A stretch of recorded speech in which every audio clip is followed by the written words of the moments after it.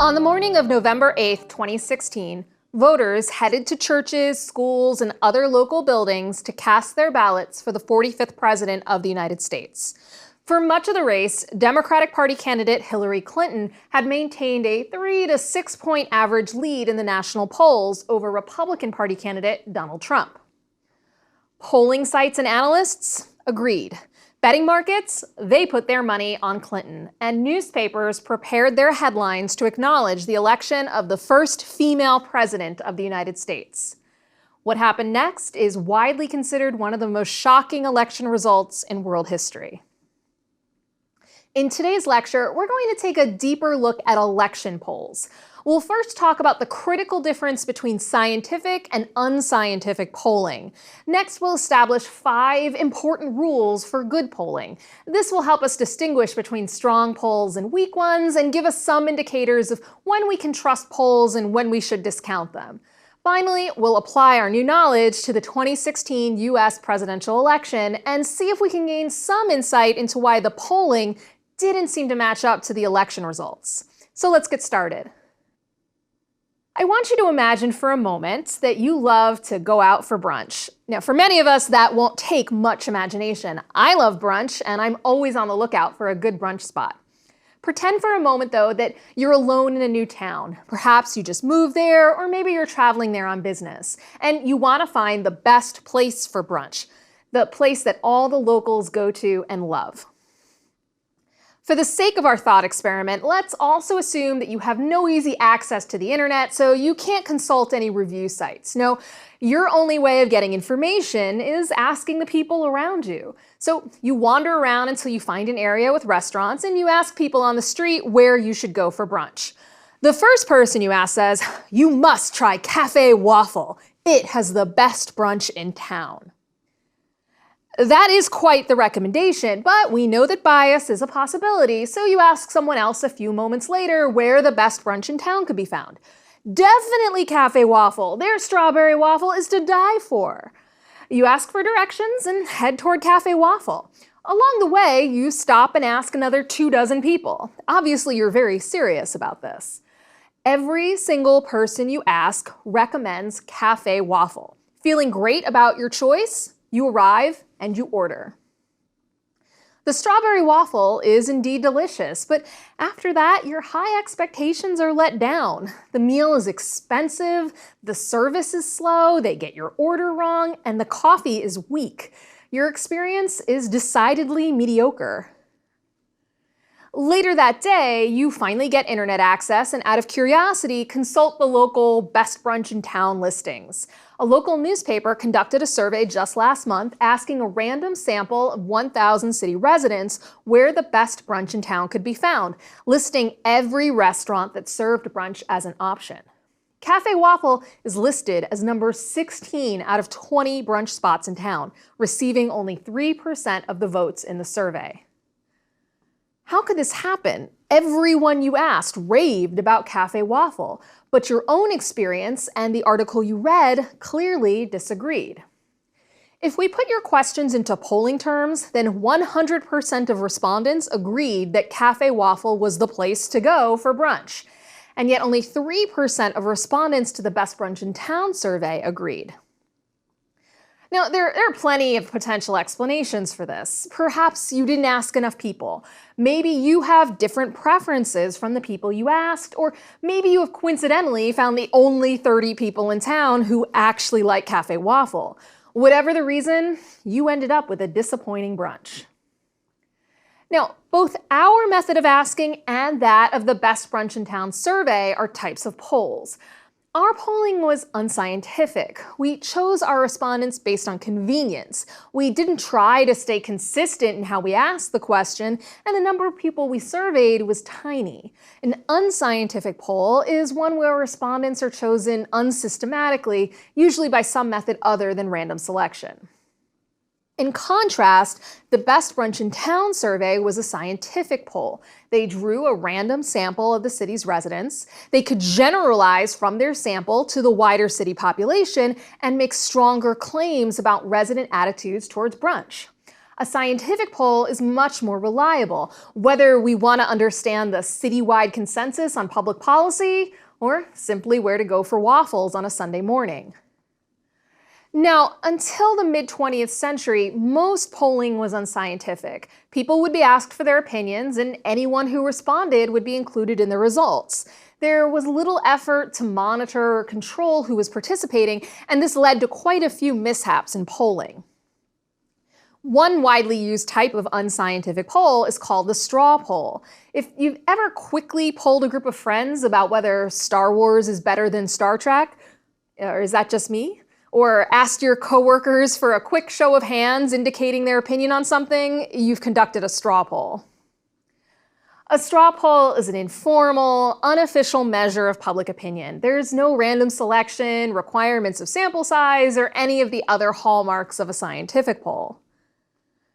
Why is it called a straw poll? Well, as the story goes, it's because we're measuring which way the wind of public opinion is blowing, as farmers used to determine the direction of the actual wind by throwing some stalks of straw in the air and watching what happened.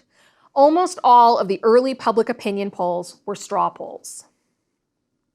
In some cases, they were quite accurate. In 1896, for example, the Chicago Record predicted how Chicago voters would vote in presidential election between Republican William McKinley and Democrat William Jennings Bryan, within a tenth of a percentage point. But despite receiving 250,000 ballots back, the poll was only accurate in Chicago. In other areas surveyed, it was wrong. That was typically the case. Perhaps the most famous example of unscientific straw polling at work is that of the Literary Digest. Founded in 1890 as a weekly news magazine, the Literary Digest conducted the earliest widespread polling of a presidential election in the United States. For 4 straight elections in the 1920s and 30s, it correctly predicted the winner of the election. In 1936, it was poised to repeat this feat. It sent out 10 million surveys asking respondents to indicate their voting intentions. Amazingly, more than 2 million Americans returned their surveys, an astronomical number of responses. And they spoke loud and clear. Republican Alf Landon would win the 1936 presidential election over Democrat incumbent Franklin Delano Roosevelt, and he would do it in a landslide. Except there never was a President Alf Landon. In fact, he only won 2 states in the Electoral College and received barely over a third of the popular vote. So what went wrong in 1936? Why was the Literary Digest poll so much less accurate than that of the Record? Well, first, the Literary Digest poll was unscientific. They didn't randomly select their respondents, but instead sent out surveys to everyone they could reach. Second, the list of addresses they used, the sampling frames, were profoundly skewed. They sent surveys to their own subscribers as well as the addresses of car owners and those who owned a telephone. Guess what groups of people could afford magazine subscriptions, cars, and telephones in 1936 in the middle of the Great Depression? Rich people. The magazine ran headlong into sample bias. Their sample didn't represent the wider population, but only a particular subset. And rich people were much more likely to vote Republican in 1936. Third, the magazine suffered from non-response bias. There may have been something systematic about those other 8 million people who didn't respond to the survey, and the magazine didn't make an effort to track them down. Had the response rate been 100%, the prediction might have come out closer to reality. Poor Literary Digest. It couldn't overcome the embarrassment of this mistake, and the magazine went out of business in 1938. But from these ashes rose a new contender. Not every poll got it wrong in 1936. Another pollster, using new methods of selecting respondents, correctly predicted the outcome of the presidential race within 1 percentage point. And he did it with only 50,000 respondents, a fraction of the 2.2 million used by the Literary Digest. This pollster's name was George Gallup, and he is widely credited with the founding of scientific public opinion polling in America. From that date forward, scientific polling became the norm. Now, this doesn't mean that unscientific polling has completely disappeared. Actually, it's still quite common. For example, reality TV shows let viewers vote or not vote as they wish to determine the winners of programs such as American Idol and Dancing with the Stars.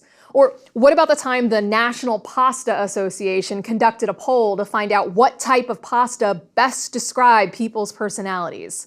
Spaghetti beat out elbow macaroni 41% to 21%, in case you were interested. My favorite example of unscientific polling is when the Natural Environment Research Council in the United Kingdom asked members of the public to suggest and vote for names for their new polar research ship. I imagine that even if it had been done scientifically, the name Boaty McBoatface would still have won the popular vote.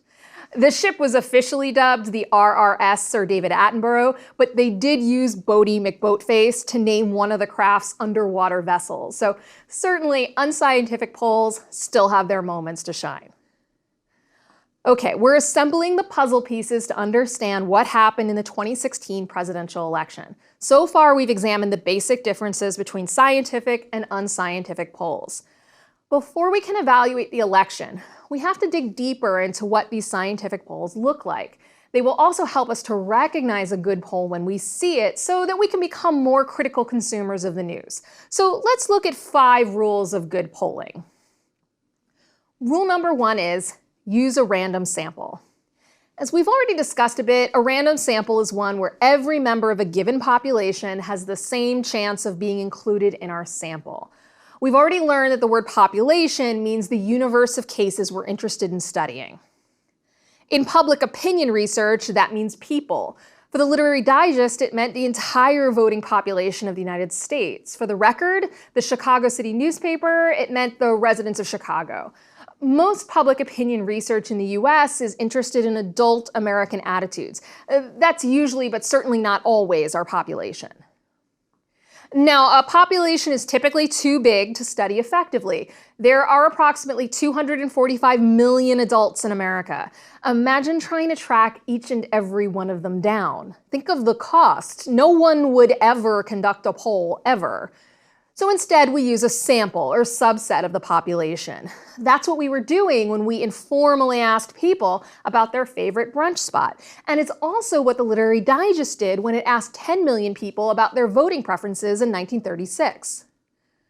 Now, the most important thing that distinguishes a scientific poll from an unscientific poll is how that sample is chosen. Let's say we want to understand differences in how beagle owners train their pets. Our population in this case is beagle owners. If we say that there are 10,000 beagle owners in America, I'm making that number up, and we want to draw a random sample from those owners, then every single one of those 10,000 beagle owners would have an equal chance of inclusion in our sample.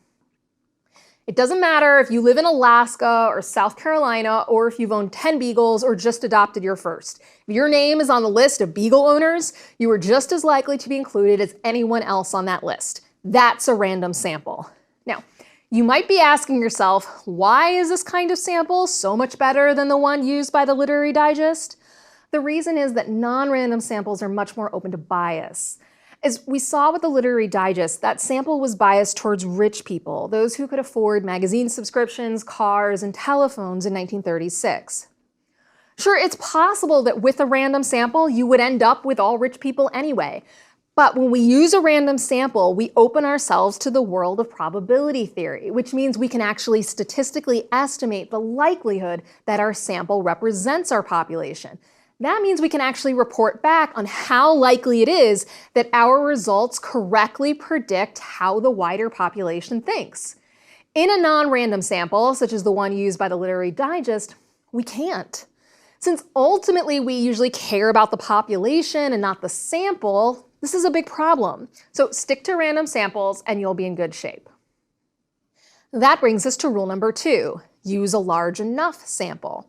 If we have too few people, we introduce a higher risk of biasing our sample so that it doesn't reflect our population.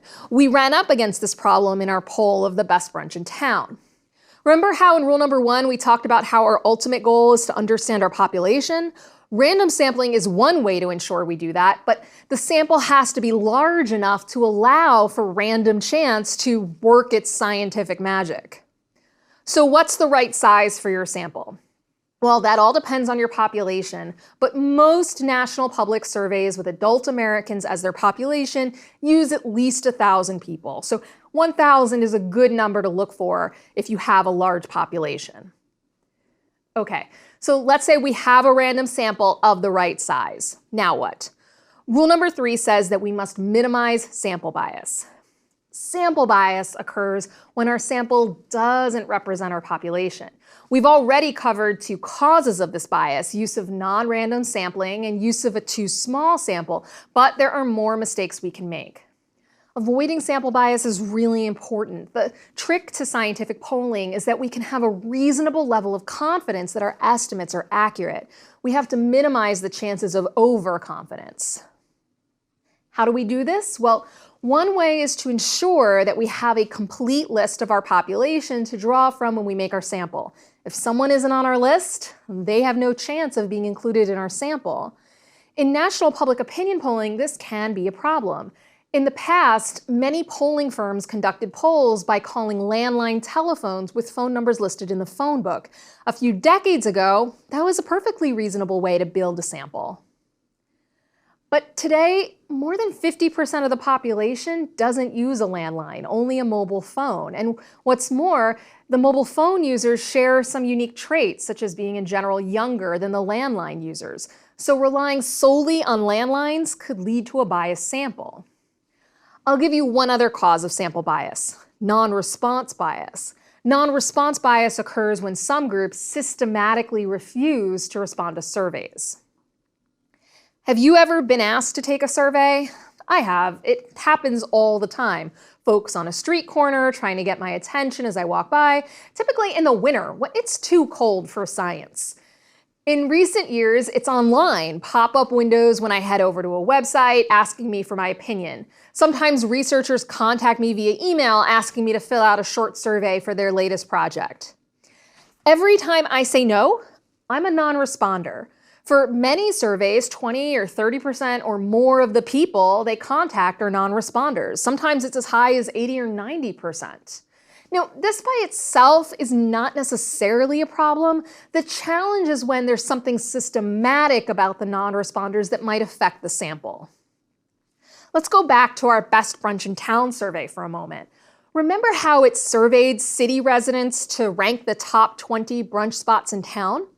What if none of the residents living near Cafe Waffle responded to the survey? That might account for why it did so poorly in the opinion poll. None of the folks who ate there often were included in the sample. So between rules 1, 2, and 3, I hope I've convinced you that the sample, how we select it, its size, and how we ensure inclusion is all really important to a good scientific poll. Unfortunately, there are plenty of other ways for our poll to fail. That brings us to rule number 4, minimize bias beyond the sample. Now, be warned, I could spend another half hour just discussing all the other ways in which our poll results can become biased, but I'll just briefly touch on a few big ones here. First, we have to pay attention to how the question and answer choices are worded and organized. As we discussed in a previous lecture, how you write your survey matters a lot in the results that you get. If you use a misleading question, a lot of jargon, or try to influence your respondents in a particular way, you'll introduce bias into your results. Second, sometimes people are unwilling to admit to beliefs that might be viewed as unpopular, shameful, or uninformed. They may claim to know more than they do, or in some cases, indicate that they hold an attitude they really don't.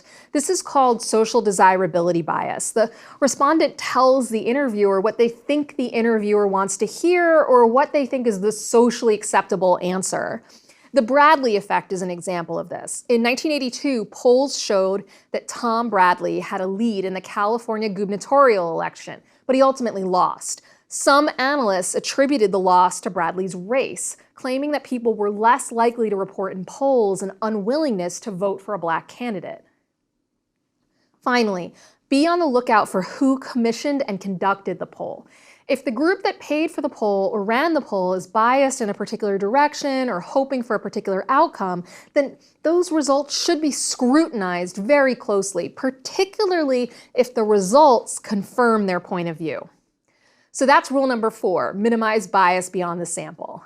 Our last rule, rule number 5, lets us move beyond what we don't want bias and onto what we do. Rule number 5 calls for transparent methodology. In simple terms, good scientific polls report their methodology in a transparent way. Poor polls don't. What do I mean by transparency? Simply that whoever is reporting the poll information reveals the full methodology of how the poll was conducted and doesn't attempt to mislead readers by leaving information out. How polls are reported matters. If I find that 39% of Americans prefer pancakes and only 10% waffles, we can report that data in several ways. Let me read you a few possible headlines. Americans prefer pancakes to waffles by 4-1. The waffle is no longer among America's favorite foods. More than half of Americans reject pancakes and waffles. Die-hard waffle lovers keep to favorite food despite pressure from rise of pancakes. All of these are technically correct interpretations of our polling results, but you can imagine that first and second headlines would be vastly preferred by a pancake promotion group, while the waffle crowd would go for the last one. Analysts have found ways to deceive us as well. Sometimes they don't report options such as undecided or unsure, lest they muddy up the otherwise clear message of a graphic. I've also seen polls reported where the percentage adds up to more than 100, or where responses to 3 different questions are presented as if they were exactly the same. And analysts may overemphasize a single poll when really we should be looking at averages and trends. So how can a report on a poll be transparent? Well, at a minimum, a good poll will report the following key information: the questions and possible response options, the full breakdown of responses, including don't knows and unsures, a breakdown of how the surveys were conducted via telephone, in person, or online, a clear disclosure about who commissioned and conducted the survey. And a good poll will also have clear reporting on the sample size, the method of sampling, and the response rate, as well as how samples are weighted, the dates the survey was in the field, and the margin of error. Those last 3, weighted samples, the dates the survey was in the field, and the margin of error, are the only ones we haven't touched yet on our rules. So let's talk about those a bit. First, weighted samples. Most modern pollsters use weighting to adjust the sample's results to reflect particular demographics in the population. If a group represents 10% of the population, but only 1% of the sample belongs to that group, the pollster will typically weight the final results to increase the effect of the responses of those 1%. We want polls to let us know whether they used weighting, and if so, how they did it. We should see both the original raw results and the final weighted results. Second, the survey dates. The survey dates are important for a single reason: they matter. Imagine if you did a poll about terrorism prior to 9/11, but 2 months later, when you published your results, you left out the dates. That would leave out some incredibly important context for your study, and it wouldn't allow for valid comparisons with other research. Finally, how about margin of error? The margin of error is a measure of how precise and confident we are in our survey results. There's always a trade-off in polling between accuracy and precision. If we want to pinpoint the exact set of preferences in a population, say that 60% of Americans prefer waffles to pancakes, we're being very precise, but we run the risk of being inaccurate, of getting it wrong. If we want to ensure accuracy, we might instead give a range and say that somewhere between 57 and 63% of Americans prefer waffles to pancakes. In this case, we're more likely to be accurate, but our answer is less precise. The margin of error is a statistical calculation based on the estimated result from our sample, the sample size, and the level of confidence or accuracy we want to have.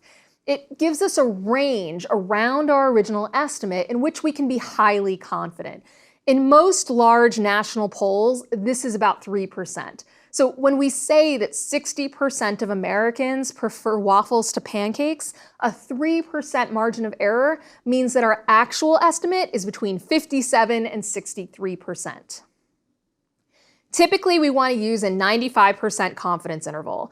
This means we acknowledge that 5 times out of 100, our estimate is just flat wrong. We could improve that level of accuracy, say to only 1 time out of 100, but if we do, the margin of error will go up and reduce our precision. So that's rule number 5, ensure a transparent methodology. We're now ready to answer our final question. Hillary Clinton won the popular vote by about 2% compared to the 3 or 4% that the final national polls had her at prior to the election. And yet, Donald Trump won the right combination of states to win the Electoral College, 304 to 227. Why was there a mismatch between the polls and the votes in the 2016 US presidential election? Let's apply our 5 rules to find out. Rule 1 is to use a random sample. Almost all of the national polls reported in the news media used a random sample. The only ones that didn't were the snap polls taken online, following the debates, and at various points throughout the campaign. These polls let people self-select into the sample. If you were on the website, you could vote and keep voting as many times as you wanted. But the mainstream polls, like the ABC News Washington Post poll, the Fox News poll, and the New York Times CBS poll, these all had a random sample. So rule 1, check. How about rule 2, using a large enough sample? Let's keep our focus on those 3 big polls I just mentioned. In the final poll prior to the election, the ABC News poll had a sample of 2,200 likely voters. CBS had 1,753 in their sample, including 1,426 registered voters. The Fox News poll had 1,410 respondents, with 1,295 of them likely voters. Remember, that key number to look for here is about 1,000 respondents, and all 3 major polls exceeded that threshold. So rule 2, check. That brings us to rule number 3, minimize sample bias. It's here where we find that first crack in the polling data. First, there's some evidence of non-response bias. In some cases, the response rate to polls was only 10%. And as we said in rule 3, if there's something systematic about the non-responders, the poll could be in trouble. And there probably was something systematic. Some strong Trump supporters were difficult to reach. Think about the older, rurally based voter who might not use the internet for taking polls. They were left out. Non-college educated white males, one of the strongest groups supporting Trump, were systematically underpolled during the election. They were left out too. Another problem is that emphasis on the likely voter.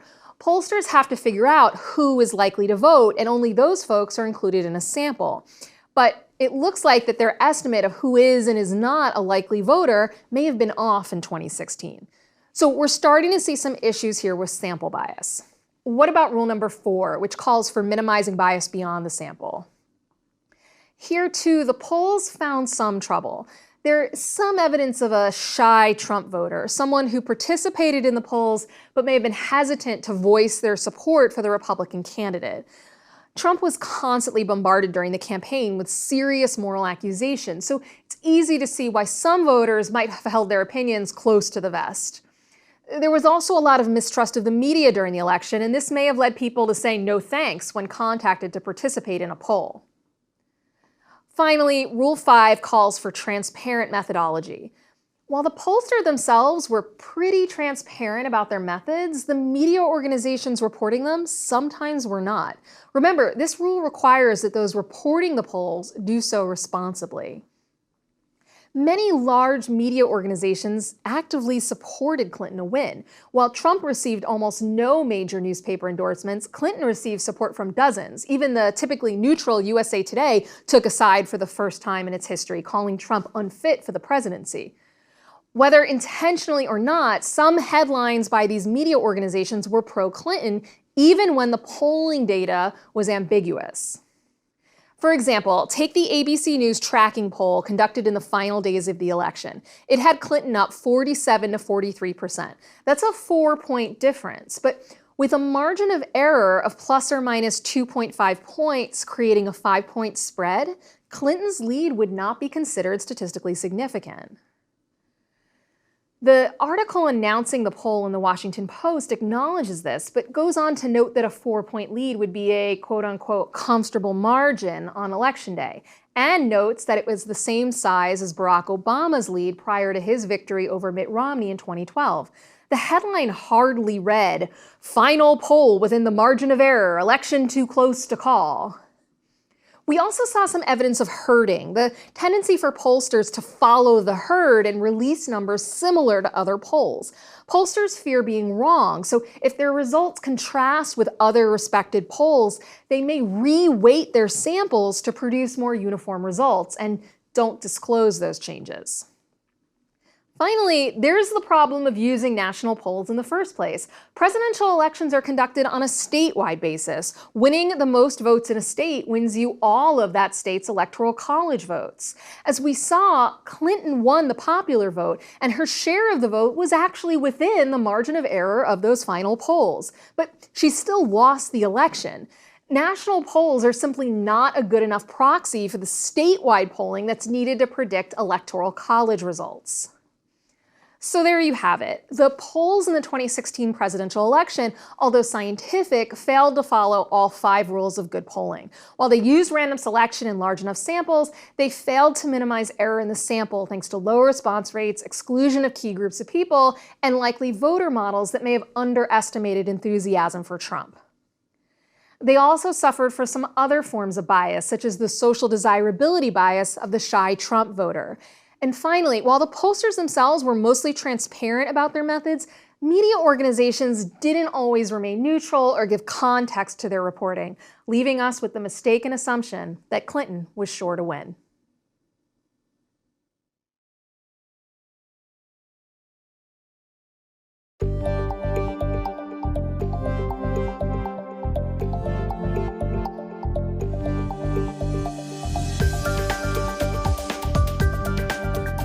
Have you ever heard of the bystander effect? It's the idea that being in a group makes someone less likely to provide aid in an emergency. If someone needs help and you're the only one there, you know it's up to you, and if you don't help, no one will. But when we're in a group, we know that others can provide that aid, and if they don't, we might assume that none is needed or that there's some reason why the other people aren't helping. You know how sometimes people go and stand in lines even if they have no idea what the line is for because they assume that if other people are in a line, they must have a good reason for doing so? It's sort of like that, but the effects here are much more dangerous. Someone needs help and no one gives it.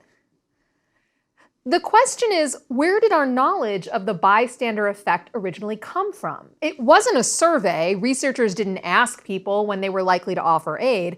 You may recall the Good Samaritan experiment, which focused on individuals offering aid to someone they passed in an alley. It wasn't that either, or any other experiment, nor did someone comb through large data sets looking at this. No, we first really learned of the bystander effect because of a woman named Kitty Genovese. As the story goes, in 1964, she was stabbed to death outside of her apartment in New York City while almost 40 people stood by and watched, doing nothing.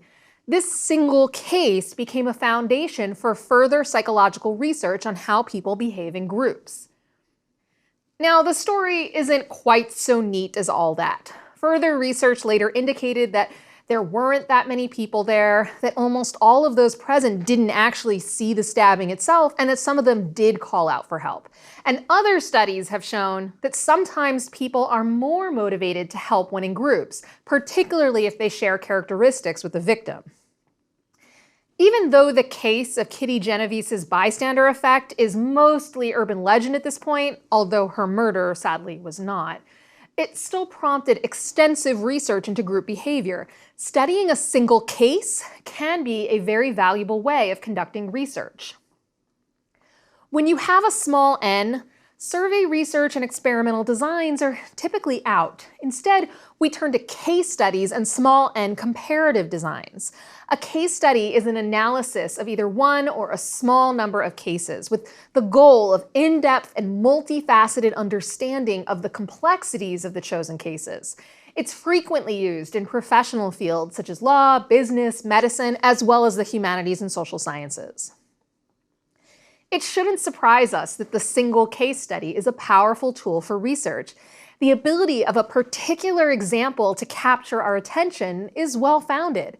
In April 2017, a giraffe in New York, appropriately named April, gave birth while millions watched on a live feed after weeks of watching her every move. Giraffes had given birth before and since, but none received the same level of attention as April the giraffe. Groups still meet to discuss the 1963 assassination of John F. Kennedy, a singular historical event. And news stories every day discuss the experiences of individual people and put them into context. Many of us became interested in research projects because a particular person, organization, or event sparks our interest. We find ourselves interested in the customs of early 19th century Britain because we read Jane Austen's Pride and Prejudice. We want to know more about the features of successful companies because we're wowed by Apple's trajectory. We visited the battlefield at Gettysburg and have a newfound fascination for the Civil War. Or we read about Kitty Genovese, and we want to know more about bystander effects and group psychology. It's through our interest in cases that we can both form research questions and answer them. Case studies examine the real-world existence of a particular phenomenon by conducting an in-depth examination of a particular instance of that phenomenon. According to one definition, case studies are a, quote, a strategy for doing research which involves an empirical investigation of a particular contemporary phenomenon within its real-life context using multiple sources of evidence, end quote. What that means is that this is a research design grounded in systematic collection of data, as with all the empirical studies we've considered in this course. That definition focused on contemporary phenomena, but you can do historical case studies as well. What's important is the focus on the real-world complexities of the phenomenon of interest and the systematic triangulation of information to draw conclusions. Case studies aren't based on a single document or source, but through rigorous gathering and analysis of multiple sources, qualitative and quantitative. They can be used for a wide range of research: description, exploration, explanation, or application. The subjects of your case study, your unit of analysis, can be people, groups, communities, organizations, businesses, events, relationships, processes, legal court cases, countries, or pretty much whatever you want to study. You might study the evolution of a particular company, the impact of a natural disaster on a particular community, the experience of someone with PTSD, or how democracy developed in a particular country. Case studies are very different from the other research designs we've considered. Unlike an experiment, we have a limited ability to control or manipulate our variables or assign cases to groups. While we can randomly select the cases we study, usually we want to use a more purposive method of selecting. We select our cases because of their attributes, either because those attributes are typical of other cases, provide an interesting counterpoint or exception, or in some other way add to our knowledge of this phenomenon. We're also not engaging in large-scale comparison across space or time as correlational studies do. In such circumstances, we tend to have more cases than we do variables. Case studies are an example of research where there are typically many more variables present than cases. That makes it quite difficult to establish correlation or causation that can be applied more widely. When it comes to survey research, we're typically trying to maximize response rates from a randomly chosen sample of a population. Surveys as a tool, however, are useful in case studies.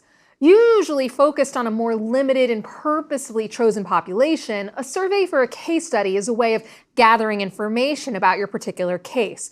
So if you're studying a particular business, you might survey its workers as part of your study. Or in a case study of apartheid in South Africa, you might survey people or policymakers. The key difference is that a survey used as a tool in a case study is not usually meant to be generalizable to a wider population, whereas large N survey research is usually aimed at doing just that. This is the key to understanding the case study. A single case study analysis is usually considered to have limited generalizability in and of itself. That is, case studies usually fall short on external validity. Combined with theory, however, a case study can provide a way of identifying broader applications. If the empirical results of the case study are consistent with or challenge the expectations of the theory that prompted the study, that can provide reasons to consider the potential broader applications of your case study. This is one reason why case studies often appear as either an initial stage of explanatory research, a pilot study, or plausibility probe to test initial theoretical ideas, or as part of a mixed method approach. Just as we sometimes conduct pre-experiments to see if a particular treatment has any impact, we might do a single case study to test our early ideas and see if further research is needed, or provide a rationale for a funding source to support our work. The limits on generalizability should therefore not stop you from doing a case study. The value is less in using your case study to explain or predict larger phenomena, but instead it lies in being able to deeply describe, explore, understand, or explain a specific case or set of cases. It can allow you to trace the causal mechanisms that get a particular case from point A to point B, while taking into account the unique features of that case that a large data set covering many cases might not contain. For descriptive and historical research, a case study is valuable for its own sake, as it provides context and meaning that less in-depth studies may have trouble with. And for research in many fields, including professional fields in the social sciences, the case study is a popular and useful design in advancing knowledge. If your goal is to explain a single case and not to generalize to a wider population, then this is a good choice. Not everyone agrees on the value of case studies. Academics in different disciplines regularly debate the appropriate methodologies to use for research. In political science, one such intense debate earned a name, the Perestroika movement. In 2000, a Mr. Perestroika called out the field's marked preference for publishing quantitative work. He noted that many of the publications in the American Political Science Review, the flagship journal in the United States for the field, used quantitative methodology and game theory, with limited pieces using more qualitative approaches such as case studies. He argued this lack of diversity, coupled with lack of diversity in other ways, hurt the discipline as important research was ignored. He also suggested that one of the biggest failings of the discipline, the general inability to predict one of the biggest events in the 20th century, the collapse of the Soviet Union and the end of the Cold War, may be blamed at least in part on devaluing qualitative area studies approaches to research. The email Mr. Perestroika sent soon spread amongst political scientists. It went viral before going viral was a thing, and sparked a years-long debate over the role of qualitative methodology in political science. I thought it was important to warn you that at some point, no matter what research design you choose, you're going to have to defend your choices, sometimes to people who devalue your entire approach for its own sake. Okay, with that caveat, let's talk about when a case study is a good choice for your research. Case studies can be particularly useful for hypothesis generation, or what are called plausibility probes. Hypothesis generation means that rather than trying to test a case, you're conducting initial research to help generate a hypothesis from existing theory. This may be because you don't know much on the topic, because the literature isn't particularly exhaustive, or because the theory hasn't been subject yet to many empirical tests. Conducting a case study can help you generate hypotheses for your research question that can then be tested on other cases. Plausibility probes are a kind of pilot study. You're testing the plausibility of your argument on an initial case to see if it warrants a larger study, or to ensure that your methods of data collection and analysis are sound. Again, this is very useful when trying to justify your work to someone who wants to see proof of concept before providing funding. In general, you want to use a case study when you want to investigate one or a small number of cases in great depth. either because of your own interests, the nature of your project, or availability of data. So what are the particular applications that call for a case study? Well, examining cases can lead to insights that might be applicable in other cases, particularly in the legal field, where lawyers can argue that precedents from previous cases should apply in a new case. In business, case studies can identify opportunities seized on one venture so that similar situations can be spotted in the future. In the medical field, noting particular cases of patients can lead to a greater understanding of the complex circumstances that surround the provision of care, which is of particular use for students. Esther O presents one such educational model for Johns Hopkins Medicine. She discusses the case of a 77-year-old patient with dementia who started exhibiting signs of agitation, irritability, and verbal and physical abuse toward his wife. Laboratory results in an MRI came back normal. The patient self-reported feeling depressed, and subsequent mental scales and tests led the clinic doctors to prescribe medication to the patient and training and support for his spouse. Within a month, the patient and wife reported a resolution of the depression symptoms that had prompted the initial visits. This very brief case study of a single individual's experience provides useful insight into the incidence of depression in patients with dementia. The author follows up on her description of the patient's experience by putting it into context, noting that between 15 and 50% of older patients with dementia experience depression, but that it can often go undetected. She points out the relevant screening tests and treatments for the condition. In this sense, the case study provides a specific example of a real person's complex experience as a way of exploring the intersection of two medical conditions, dementia and depression, and the incidence and treatment of such subjects. Hopefully you have some sense of when it's useful to do a case study. Let's talk now about the kind of data you would use in a case study. The case study really benefits from using multiple types and sources of data. All the kinds of data we've talked about are up for grabs for a case study. Observation, interviews, focus groups, surveys, the results of large end studies, and all kinds of documents, archives and databases, memoirs, artifacts. These should all be leveraged by a researcher to produce a rich understanding of the case under study. For example, say you're studying incidences of sexual assault in a particular town.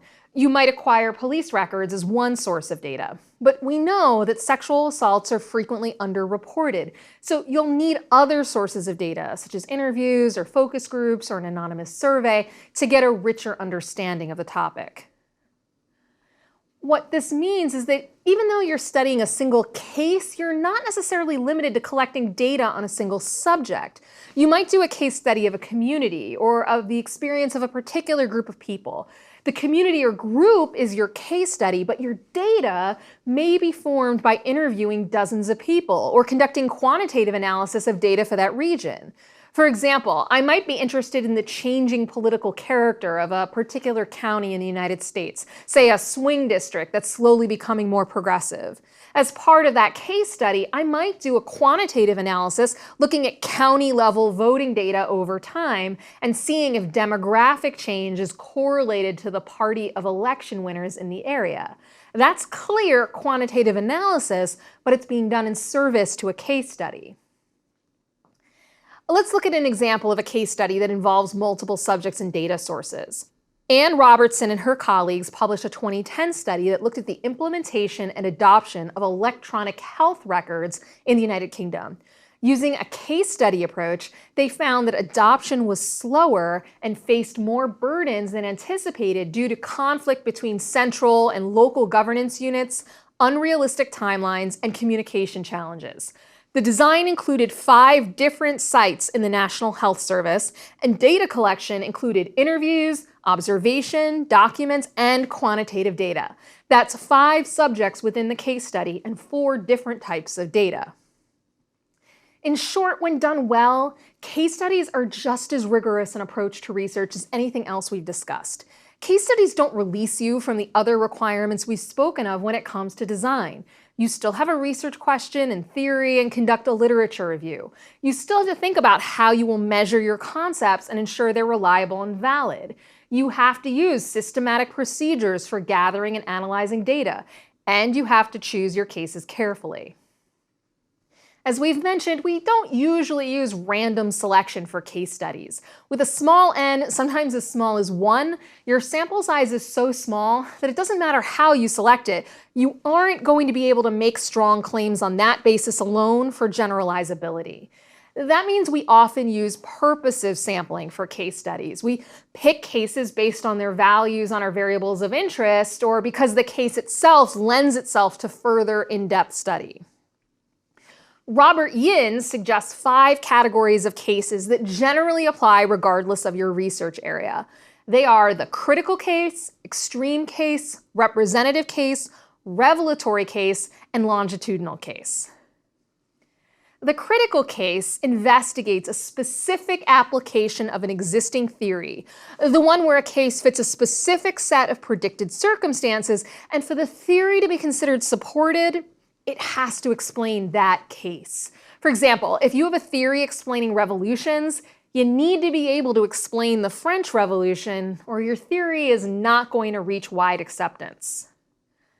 The extreme case examines deviant or outlier cases, the cases that have some kind of anomaly to them and therefore stand apart from more typical cases. Sometimes a case study of an extreme case is prompted by quantitative work that shows you patterns in your data. For example, you might have created a scatter plot that maps out each case in your study according to its values on the independent and dependent variable.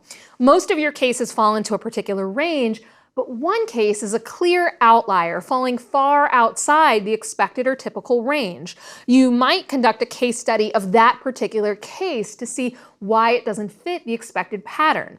In medical research, this might be the person who is defying diagnosis or in some other way responding very atypically. The entire television show House was built around deviant cases, those patients whose conditions baffled the other doctors. Third, we have the representative case. This looks at a typical case of the phenomenon. You basically pick a case that typifies a pattern you found in the data. One way to do this is using z-scores. Z-scores are a type of calculation you can make that lets you see how far a particular case deviates from the mean of all the cases on a particular variable. A z-score of 0 means that the case falls exactly on the mean for the variable. So you might look for a case that has a z-score close to 0 on your variables of interest to find an average case for your theory. Unlike the critical case, it's not a case that you have to explain for your theory to gain traction. It's a standard case, plucked from among many other possible typical cases used to represent the average case. But be careful. Remember that the goal of research is to tell us something new. Choosing a typical case can be valuable, but it should still be an interesting case that's worthy of exploration. If the results aren't going to add to our collective understanding, then this may not be the case for you. Generally, with case studies, you're either in the business of replication, repeating a study on the same case as a previous author, or expanding, studying previously unstudied cases or an old case in a new way. Fourth, we have the revelatory case, a case which previously couldn't be studied, but is for some reason newly available for analysis. This is an unstudied case that the researcher has new or special access to and is therefore positioned to provide useful new information. For example, in 2015, Thomas Jensen and Ravikiran Vitrapu published a study on international trade, looking at the supply chain of roses grown in Kenya and sold in the Netherlands. They labeled this a revelatory case study as they were in a unique position to study this previously unstudied case, observing shipments of roses and in other ways thoroughly investigating the entire supply side operation. As another example, I mentioned in a previous lecture a colleague of mine who wanted to study 2 cases rarely connected to each other in the literature. He struggled with providing a good reason for why the selection of these cases made sense, until finally he admitted that due to his unique upbringing, he was not only a native speaker of English, but fluent in the languages of these 2 countries, neither of them Indo-European. He therefore had the ability to study these countries in a way and using data in the native languages that few people could. Those of us advising him immediately dropped our objections, as he could make a contribution to the literature few people were in a position to make. Finally, there is the longitudinal case study. In this type of study, the researcher explores a single case not as a snapshot in history, but over at least 2 points in time, allowing for an examination of change over time. It's similar to longitudinal experiments and studies we've previously discussed, but using the single case study approach. Of course, sometimes you don't want to do a single case study. You might want to see if successful results in one case are repeated in a second case, or subject your theory to further tests. There's a particular type of multiple case study we should talk about. This isn't just repeating your case study on a second case, but a deliberate design to explicitly compare cases to each other. Comparative case studies are commonly used in the social sciences. They give us the in-depth exploration we get from a single case study, but also let us explore correlation or causation through comparing cases. So comparative case studies let us gain some of the benefits of both small n and large n designs. In this method, you're still conducting in-depth studies of cases, but your choice of cases focuses on mimicking some of the controls you find in experimental designs. By choosing cases that are either very similar or very different, you can approximate in the real world the kind of laboratory controls that help us determine causality. This is a common approach in comparative politics, a field that looks at comparing different political systems. You choose a small number of cases, 2, 4, 6, but typically less than 10. Remember, case studies are very involved and can take a long time. Some of the best ones take years to do properly. You might choose your cases to be very similar. In comparative politics, perhaps you're choosing countries of similar population size and wealth in the same geographic region, but they had different experiences after colonization. You want to see if there's a connection between their colonial experiences and the nature of their current political regime. In essence, by choosing these cases, you're controlling for size, wealth, and region. If your cases have different regimes, you can argue that size, wealth, and region probably aren't important causal factors because they produce countries with different systems.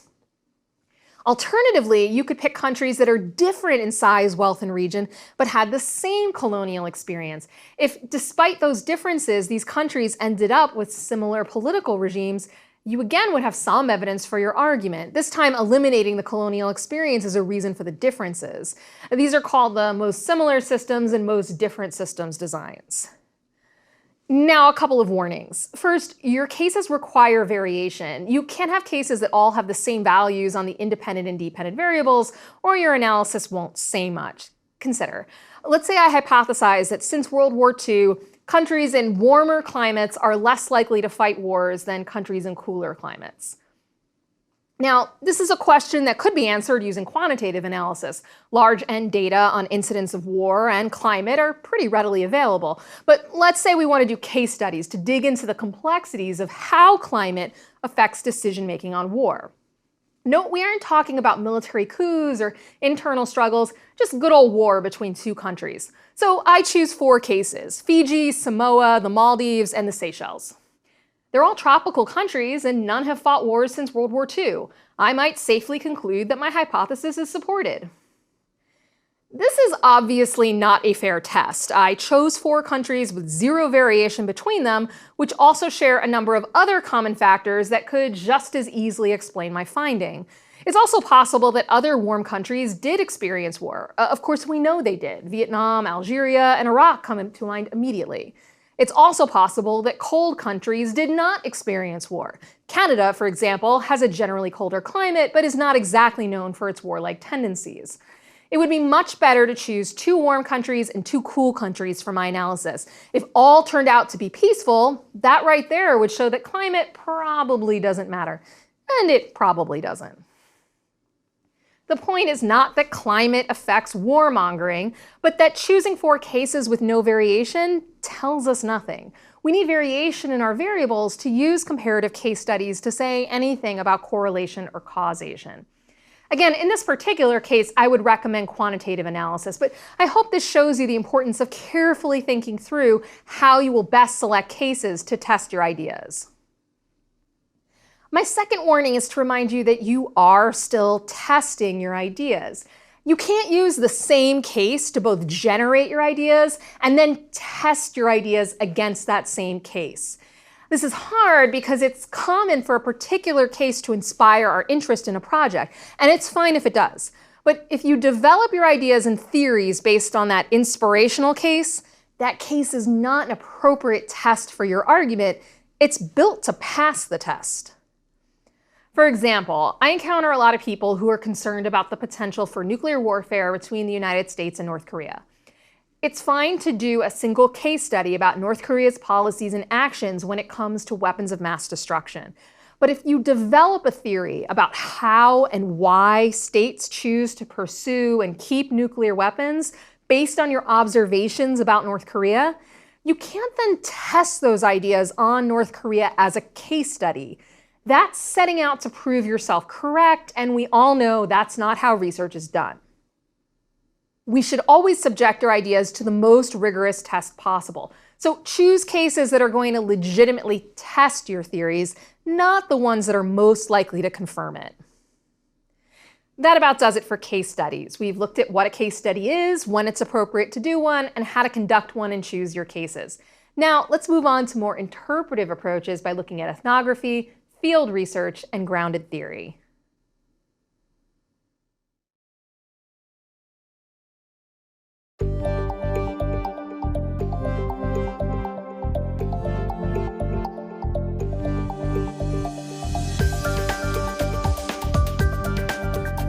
In our final 2 lectures of this section of the course, we're going to challenge some of the basic and core principles that we've covered. In this lecture, we're going to talk about interpretivist approaches to research, and next time, applied research.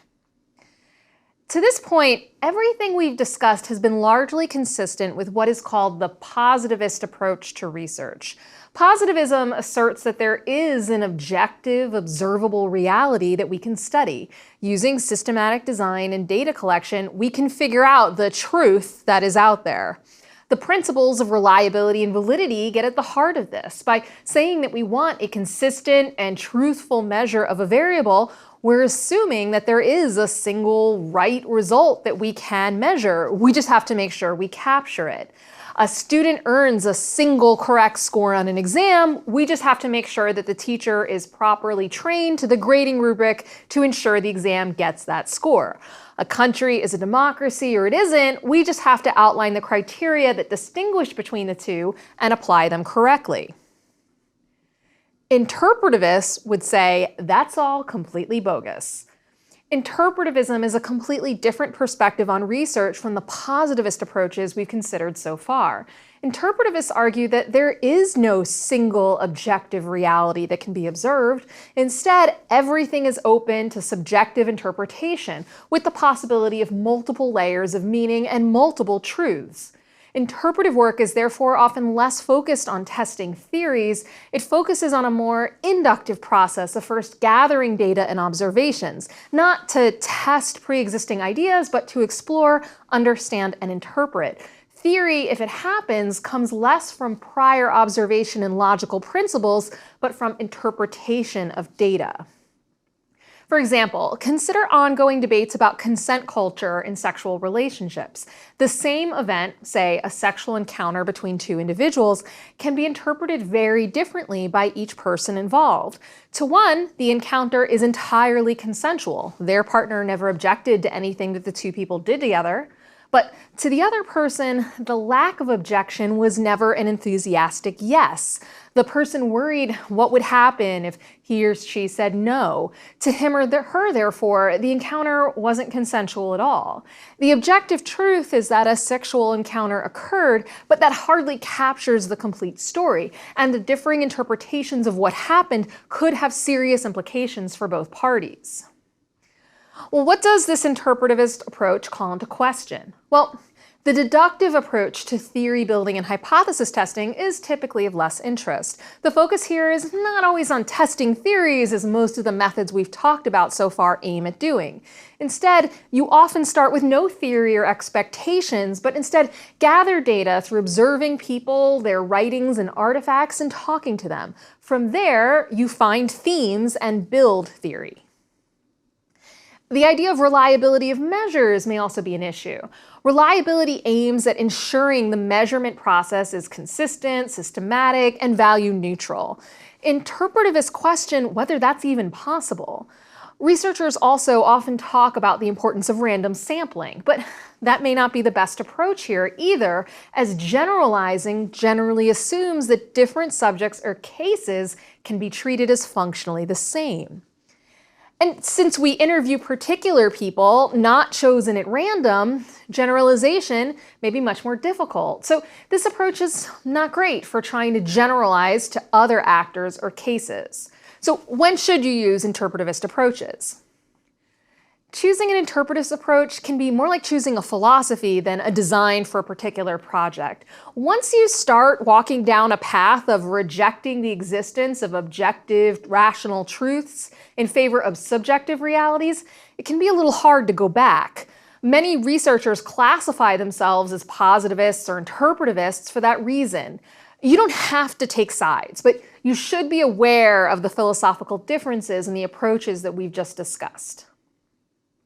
Interpretivist approaches can be applied to a wide range of methodologies. We'll discuss their use in content analysis, for example, when we get to qualitative analysis of document data later in the course.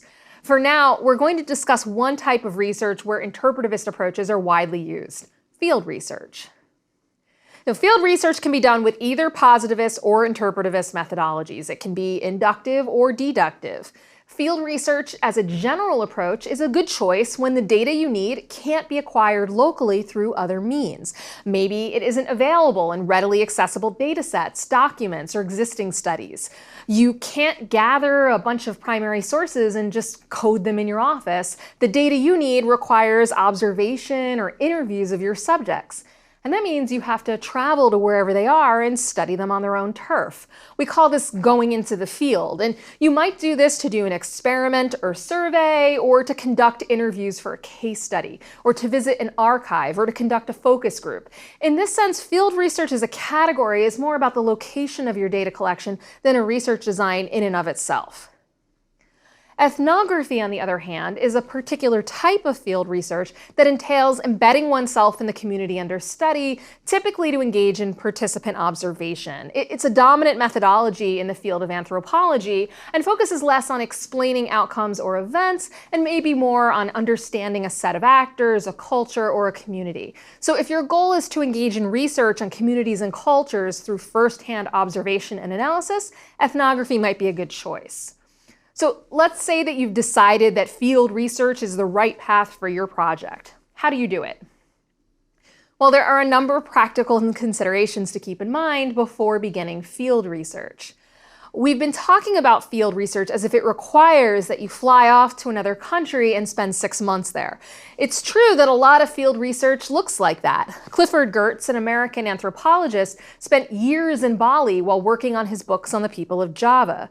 But field research doesn't have to mean flying halfway around the world and giving up everything to immerse yourself in an unfamiliar culture. The field refers to any location where you're going to collect data on the local inhabitants. That might be in Bali, or it might be in your backyard if you were interested in studying the behavior of squirrels. It might be going to your favorite brunch spot and observing the behaviors of the people who eat there.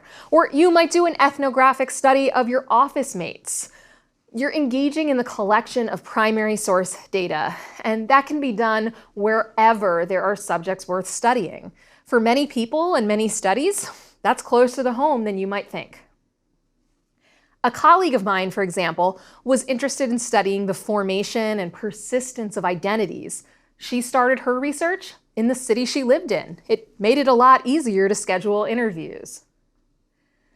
Sometimes, though, your project will require you to travel to a location and potentially stay there for a while. This means that field research can require extensive planning and funding. You want to maximize efficiency when you're in the field. Very few of us can spend as much time in the field as we want. Money will run out, our bosses need us back in the office, and our families might want to spend time with us. Grants can help with the money problem. Taking leaves of absence can assist with the work pressure, and sometimes you can bring your family with you. But still, ultimately, you will probably have to come back at some point. So that means you need to plan carefully for your trip to make the most of it. First, you'll want to consider how long you need to be in the field. If you need to review documents in an archive, this might be a few weeks. Interviews depend on how many people you want to talk to, how long each interview takes, and the availability of your subjects. You might need just a few days or weeks or months. Participant observation can even require months to years. It may take months just to gain access to the community you wish to study. The longer you need to be in the field, the more funding you'll need.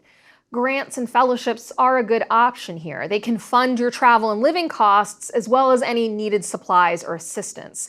Sometimes an ideal place for your research can coincide with somewhere you already have local resources, such as family and friends. That can make a research trip much more affordable. You also need to consider the timing of when you go. What makes the most sense for your schedule might not be great for the local community. Be mindful of seasons, holidays, holy days, and local events. August in Europe might be a great time for you, but that's when a lot of people take their annual vacations, potentially leaving fewer people for you to talk to. If you want to talk to government officials, you'll want to make sure you're in town when the legislature is in session, or your contacts might not be around. Once you've picked your dates, making contacts with locals before you arrive can be essential to ease your introduction into a community. In some cases, you may be able to arrange interviews ahead of time. Other times that's not possible, but do as much preparation for meeting your subjects as possible. Going into the field unprepared can cost you subjects and data. Intercultural competence is an essential skill here. You need to know how to be respectful and responsive to the needs of your subjects and reflect on your own cultural biases while working with them. Your subjects are doing you a big favor by participating in your research, and you owe them respect. Ethical considerations require us to engage in research that doesn't simply benefit us, but our subjects themselves. Failing to be respectful of our subjects can cause real harm to our subjects, and it can also harm our research. Subjects may be less cooperative and willing to participate, not only in our research, but for future researchers to come. That person or community may be skeptical of the next researcher to come along if your behavior is suspect. That can hurt the entire enterprise. Of course, sometimes even the most careful training and planning can be thwarted. This happened to me in 2010. I had a research trip to London planned to talk to some policymakers and politicians. I planned the trip for immediately after the end of the spring semester in early May, before everyone would start leaving for vacation. Unfortunately for me, months into the planning, it was announced that a general election for Parliament would be held the week I arrived. Suddenly, no one was available. I still went, thinking I could get some of those people to talk to me after the election on May 6th. But instead, they had the first hung parliament in over 30 years. No one was available. Instead of getting the interviews I needed, I spent most of my time staring at my inbox and phone, waiting for people to return my messages. It was mostly a wasted trip. Finally, remember that anytime you're working with human subjects, observing them, interviewing them, or having them participate in subjects or experiments, you need approval from your ethical review board to ensure you're providing them with adequate protection from the risks of your research. If you're doing your research in another country, you will also need to abide by the ethical standards in that country as well as your own. So we've addressed some of the practical concerns to keep in mind when engaging in field research. Now let's turn our attention to the kinds of data you can collect while in the field. Let's talk particularly about interviews and observation. Interviews are a very common way to collect qualitative data. Interviews are a great way to learn about the motivations of the people or actors you're interested in, to gain subjective understandings of the success or failure of a program, and to learn about the role of people in processes and decision-making. They can be used to learn about the experiences of any population, from everyday people to specific populations such as prisoners or those who have suffered from discrimination, or to elite decision-makers at the highest levels of power. Traditional interviews allow you to go into great depth with individual people, listening to their perspective and hearing their story. Interviews are often done in person at a place of mutual convenience to both the interviewer and interviewee. But thanks to modern technology, they can be done without you ever leaving home. Interviews can be done via email or chat, by phone, or via web conferencing programs. Doing your interviews from a distance can be a great way to lower the costs of getting your data. You may not actually have to go into the field at all. The biggest issue with interviews is access. It can be very difficult to find subjects willing to talk to you. You're asking people, potentially very busy people, to give you 30 minutes or more of their time for your project, often without any compensation. You may be asking them to talk about sensitive topics and to potentially record their responses. Promises of confidentiality and the benefits of your research may not be enough to get someone to talk to you. This is why many people who do interviews use snowball sampling. A snowball sample, you may recall, is one where you identify one or more subjects and then ask them to introduce you to additional subjects. Think of it like a snowball rolling down a hill. It starts small but accumulates more snow, more subjects along the way. Identifying and gaining access to one subject is a more achievable task. Their introduction can serve as a proxy for the insider status that you don't have. You're relying on the connections and reputation of your initial contact to gain access to new people rather than your own. But there are downsides to this. Since your sample isn't random, you can end up with a biased, unrepresentative sample. Your contact is more likely to introduce you to friends and allies than those who might contradict their viewpoint. So you might need several snowballs for that reason. Another issue is that this process can take time. Instead of scheduling a bunch of interviews ahead of time, you're relying on each subject to introduce you to more people. Those people will then need to be scheduled either for later in your trip or perhaps by phone or web conference after you return. Let's say you've solved the access problem. Your challenges don't end there. You have to be prepared for the fact that your subjects may lie to you, or at the very least, they will tell you their truth, not necessarily a representative perspective. Remember what we just learned about interpretivism? They may be trying to impress you or protect or enhance their reputations, or they may have other motivations beyond telling you that the total and completely honest story you're hoping to get. Triangulating what you're told against other sources of data can be really helpful in separating truth and fiction. Another reason why you need a lot of advanced preparation before going into the field. You also have to guard against your own assumptions and biases that you may bring to the table. Your subjects may tell you things that don't fit your understanding of events or that you think are wrong. You need to recognize when your pre-existing beliefs and biases are affecting your responses to a subject and try to stay as neutral as possible. Otherwise, your data could end up biased in favor of telling the story you want to tell. I know that earlier we determined that some of our research adages don't apply in interpretivist work. Rest assured that the restriction against doing research to prove your idea is correct still stands. And finally, you need to make sure that you are utterly prepared. You should do a thorough review of all the secondary sources of data you can find before starting any interviews. Otherwise, you risk wasting your time and that of your subject. You won't know what questions to ask, or you'll ask them things that you could easily have found out through other sources. You have a limited amount of time with each person. Maximize it by making sure that every question you ask is one you couldn't have had answered in another way. Now let's talk about the interview questions themselves. Interview question styles are typically divided into three categories: structured, semi-structured, and unstructured. Structured interviews are functionally the same as a survey. It's a set list of questions that doesn't change from person to person.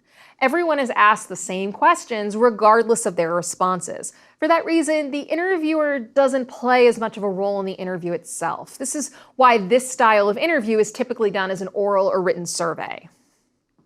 An unstructured interview is the exact opposite. This is entirely open-ended. The interviewer typically doesn't have a list of questions at all. Instead, control of the conversation is largely in the hands of the subject to tell their story however they want. Each interview is completely unique and based entirely on the interaction of the subject and the interviewer. You may ask probing questions along the way or have topics you hope to cover, but by and large, each interview won't consist of the same questions. If you wanted to hear someone's personal narrative of some experience they had, this is generally a good style. The semi-structured interview is perhaps the most typical and common type of interview.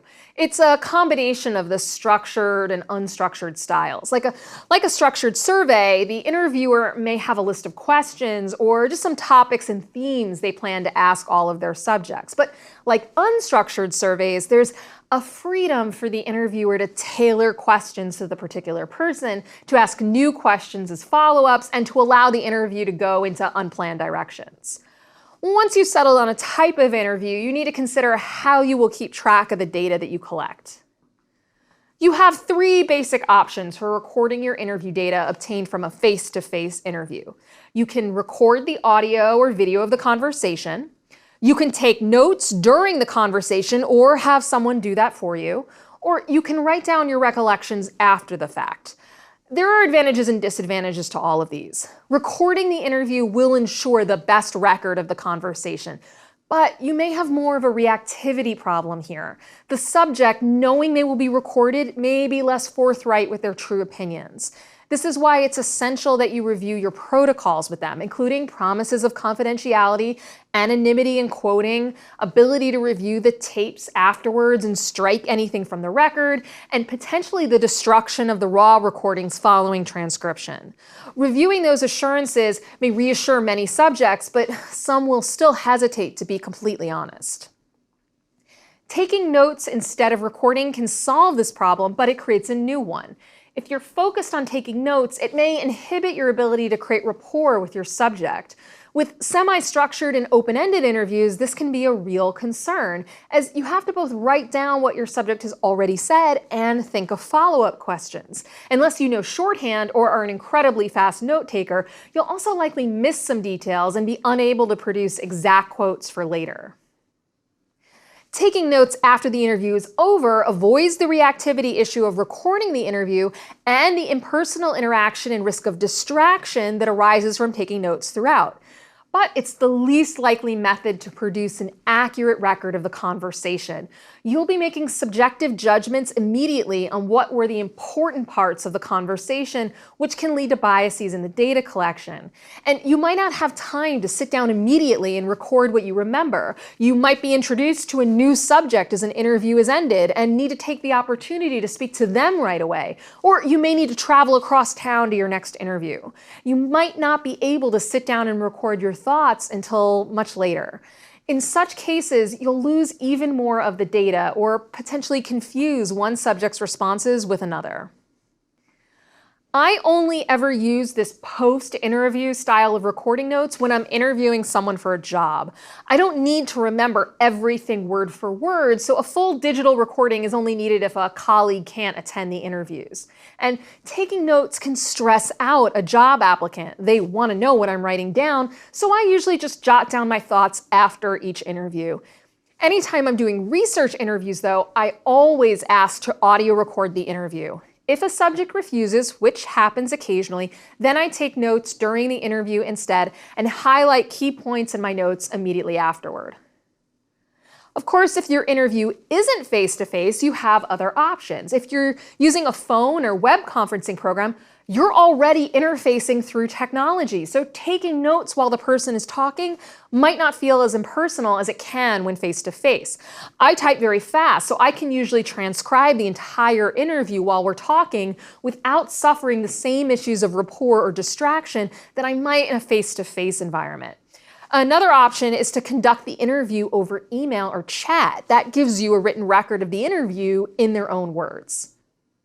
Regardless of which methods you employ, the interview is a very useful staple in our data gathering toolbox, and not only for field research, but we also have to consider another prominent method, that of observation.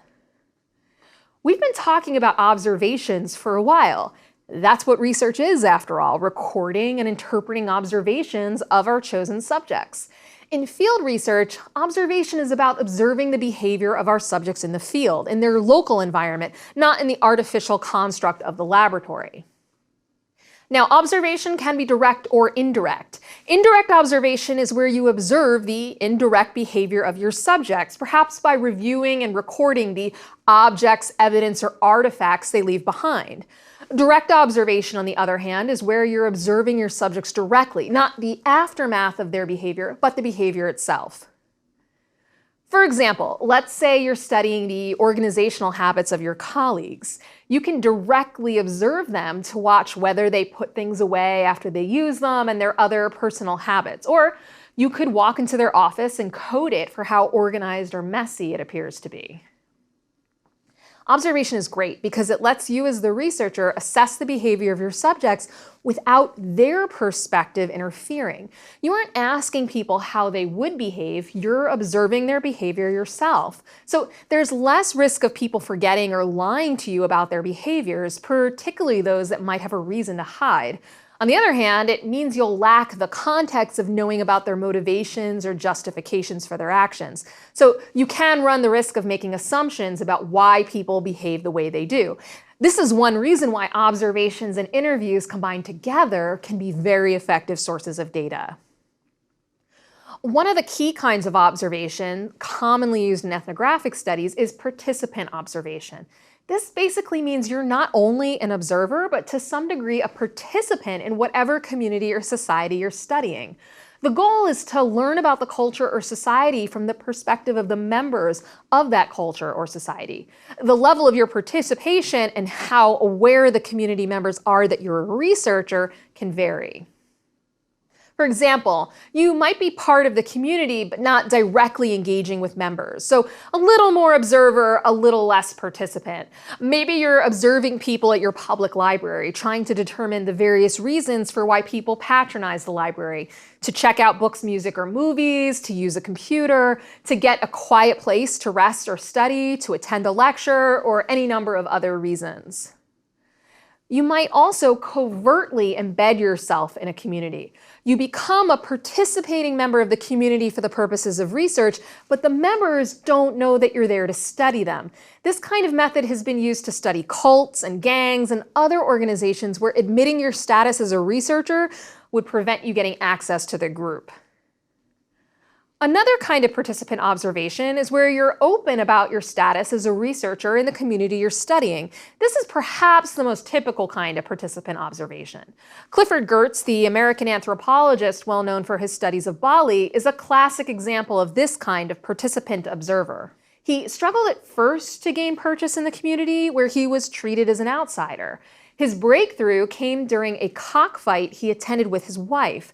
Cockfights were a regular but technically illegal part of the social fabric of this community, but this particular one was held without paying off the local authorities.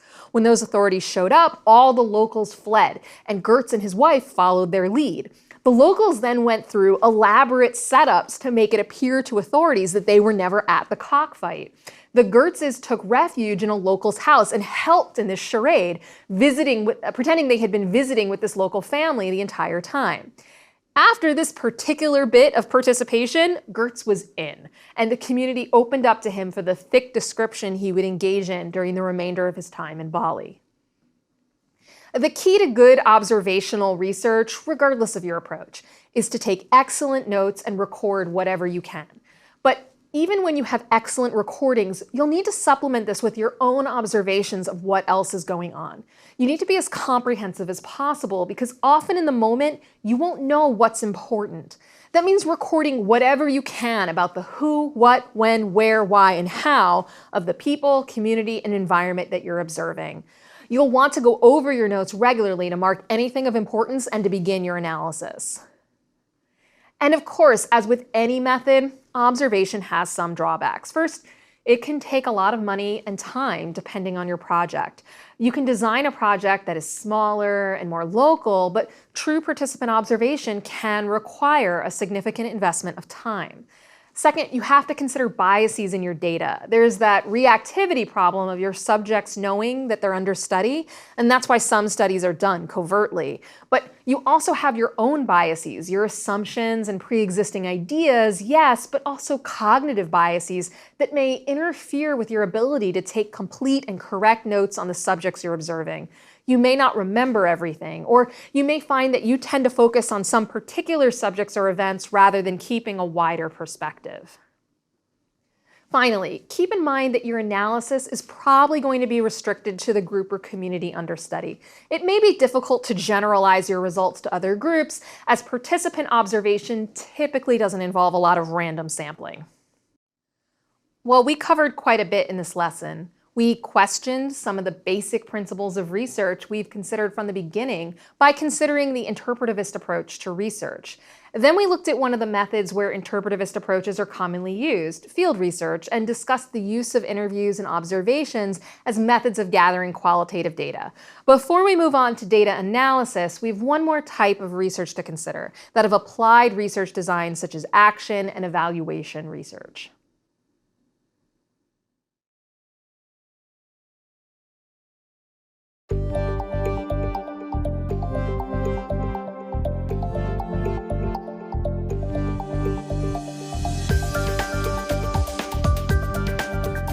In our last lecture, we challenged some of the central tenets of research by considering interpretivist alternatives to the positivist approach to research. Today we're going to do it again, only this time we're challenging the premise of why we do research in the first place. So far in this course, we've largely focused on what is called basic research, research that is primarily focused on advancing our general knowledge and explaining phenomena in which we have an intrinsic interest. While we may have a specific real-world case that sparks our interest, the larger goal is typically a bit more abstract and general. But in many cases, your project may focus on solving a specific problem facing your company, community, or personal life. Practical research like this, which focuses less on general knowledge and more on specific real-world problem solving, is called applied research, and it is the topic of today's lecture. Basic research is frequently criticized for being isolated and abstract and not meeting the needs of real people in the real world or connected to real-world outcomes. Scholars are often talking to each other in the literature and not necessarily focusing their research or their communication about their research to the general public. If we return to our analogy of the cocktail party, it's as if only scholars get invitations. Applied research uses many of the same methods as basic research, but for a different purpose. It aims at applying the knowledge that we have to the creation of solutions to problems. New products, medicines, feats of engineering, programs, you get the idea. This doesn't mean that basic research has no practical value. Without basic research, we really can't have applied research. Applied research is typically about applying the findings of basic research to producing something new and usable. And basic research can give us answers to all kinds of interesting puzzles that can inform policies and decisions. Both kinds of research are therefore valuable. It's the models and theories of basic research that often drive applied research. We're going to focus on three kinds of research that would be considered more applied than basic: evaluation research, action research, and product and market testing. Evaluation research is appropriate for questions about the need for, design, progress, and outcomes of a particular action. It uses many of the methods of basic research, experiments, surveys, case studies, but for an applied purpose. This isn't about abstract concepts or ideas, but about finding solutions to problems faced by real people, groups, and companies in the real world. It's typically used to evaluate policies and programs in businesses, organizations, and government. The goal is generally to assess whether a particular action or program should be initiated, continued, or terminated. Therefore, this kind of research has a normative rationale, and your results may therefore include normative recommendations on how your client should act. Evaluation research is similar to basic research in that this is still a systematic approach to knowledge creation with transparent methodology and a neutral researcher. You still need to consider your variables of interest. That is, you need to know what outcomes you're assessing and need to consider the factors that influence the achievement of those outcomes. You also need to consider all the relevant issues with populations and samples and ensuring that you can gain access to the subjects and data that you need to conduct an accurate evaluation. Theory and causal mechanisms are just as important to this kind of research as they are to basic research. But other things are different. You, as the researcher, may be assigned your topic rather than choosing what you find intrinsically interesting. You may be required to do this kind of research by a boss or client, or as a follow-up on a grant. The rationale is often driven by demands for accountability or to justify the money, time, and resources that are going to be or have already been invested. As a result, this kind of research can be politically tricky. While you still need to be neutral, you may be under more pressure to reach a certain conclusion, as continuation of a program may depend on a positive evaluation from you. This can create an ethical quandary for you that would need to be navigated. Your results can literally affect lives, as jobs may depend on whether or not you recommend the initiation or termination of a program. Another difference is that typically in evaluation research, you aren't interested nearly as much in generalization. Your primary task is to evaluate the specific program or action, not to extrapolate from your findings to evaluate all such programs. You still need to maximize internal validity in your project, but the external validity may be less important. In terms of methodological design, all the methods we discussed earlier can be used in evaluation research. Surveys, for example, can be used to evaluate the needs of users and their perspectives on the effectiveness of the program. Experiments can also be highly effective. You could compare a group that was involved in the program to one that wasn't.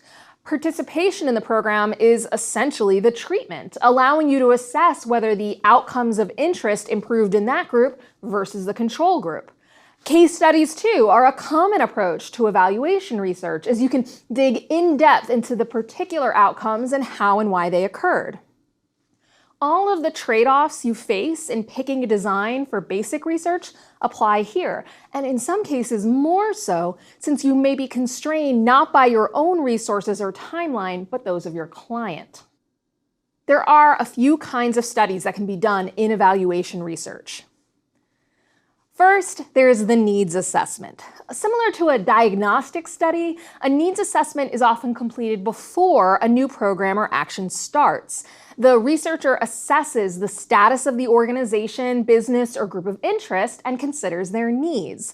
This may include diagnosing inefficiencies in operations, areas of success and weakness, avenues for new opportunities, or changes desired by users. By consulting with stakeholders, the researcher determines what kind of action, if any, is needed in the first place. Typical methods for a needs assessment or diagnostic study include surveys, focus groups, and interviews with stakeholders. All of this typically occurs prior to program creation, as the results will themselves drive the creation of the program. For example, let's say you work for a company and there is anecdotal evidence of a morale problem. People grumbling in the break room, snark during meetings, and higher turnover of employees. Informal conversation may clue you in to some reasons for this low morale, but you don't know whether the reasons given to you are representative of the wider workforce. You also don't know how solvable these problems are. Are they due to salary considerations, benefit changes, lack of transparency from upper management, personality problems with new hires, or something else? You could conduct a needs assessment to figure out the sources of the discontent and then target policy changes based on what's reported. Another kind of study is the formative assessment. Formative assessment evaluates the implementation of a new or ongoing program. The goal here isn't to evaluate whether the program or action has met its stated goals, but to provide feedback on the current structure and processes to improve the delivery and implementation of the program.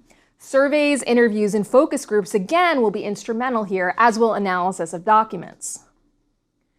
We contrast formative evaluations with summative evaluations. This is where you're assessing the impact of the program or action, how effective it has been at achieving its stated goals, and other outcomes of interest. Then you're essentially giving the program a grade and ultimately indicating the ways in which it has been successful or not. Surveys, focus groups, document and data analysis, and interviews are still useful here, but you might also conduct quasi-experiments. You might do pre- and post-tests to see the impact of the program, or compare participants in a program to subjects who didn't participate. As you can see, these three different types of evaluation studies take place at different stages in the lifetime of a program: before, during, and after. Depending on the needs of the client wanting the evaluation, you might do just one of these or a combination. The key is to remember that even though this research is applied, driven by external interests, and has more normative elements than basic research, it still uses the same methods we've discussed and operates under the same basic principles of scientific research. This is also true of our second type of applied research, action research. Like evaluation research, the distinguishing feature of action research is not so much its methods of design or data collection and analysis, but its purpose. Action research aims at finding collaborative solutions to specific real-world problems for a group of actors in a community. And it's typically conducted by professionals operating in a particular area, working hand in hand with the community members. Unlike much of the basic research we've covered here, it's not focused on generalizing results, but instead on solving a particular problem. Similar to evaluation research, action research is less about the puzzle or question that interests you and more about what is needed by a particular community or group. It's central to research in education, healthcare, activism, and human rights for those reasons. Where it differs from evaluation and other types of research is that the practitioners and members of the community are actively involved in the research, not simply as the subjects that you study, but essentially as part of the research team. Action research is largely considered to follow a cycle.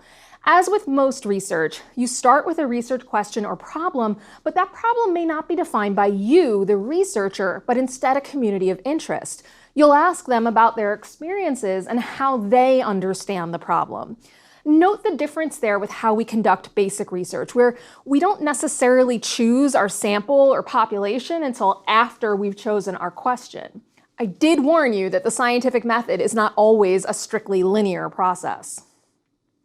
In action research, it's a cyclical process. Once you've defined the problem, you then introduce some kind of change or treatment and then observe not only the effects of that treatment, but the process of implementation and the responses of the community to those changes.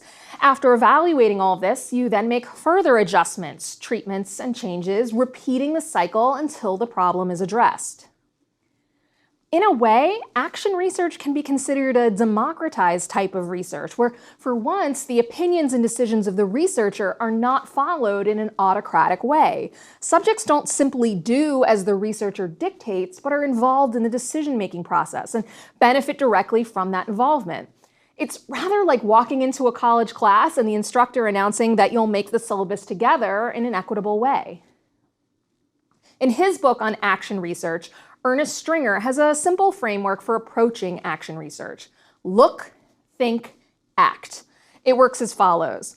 You define your problem that you aim to solve, then you look. You observe and describe the specifics of the situation so everyone is fully briefed on the full scope of the problem. Then you think. You analyze the available data to understand how and why this problem came to be. Then act. Determine what change or action is needed, implement the change, and observe and assess the results. Then you repeat the cycle until your assessment shows that the initial problem has been solved. Note the difference again between action and basic research. With basic research, we conduct a study to answer a question, but that question might be abstract. It might be, where is the best brunch in town? Or do democracies fight autocracies more often than they fight each other? Answering that question doesn't necessarily make a difference. It doesn't mean that a particular brunch place will get more customers or that the nature of government regime and warfare will change. We acquire knowledge and communicate it, but change, if it happens, may be incremental, and we may not even be aware of the impact of our research. Action research is different. The cycle of look, think, act occurs in a complex context of actors or practitioners who face a particular problem that they want or need to solve. The research aims at addressing that particular problem, with the researcher acting as an agent of change, not simply an observer. The goal is to solve that problem, not simply put findings out into the ether for other researchers to read. For basic research, the stakes are often personal. We have a question that interests us that we want to answer, or we're incentivized to do this research by our job. The stakes in action research are broader. They originate from those outside the researcher who are heavily invested in seeing results. The same thing goes for the role of the ideas of the researcher. In most research, the ideas and interpretations of the researcher are paramount, and we often assume that a set of ideas that works in one context will work just as well in a similar context.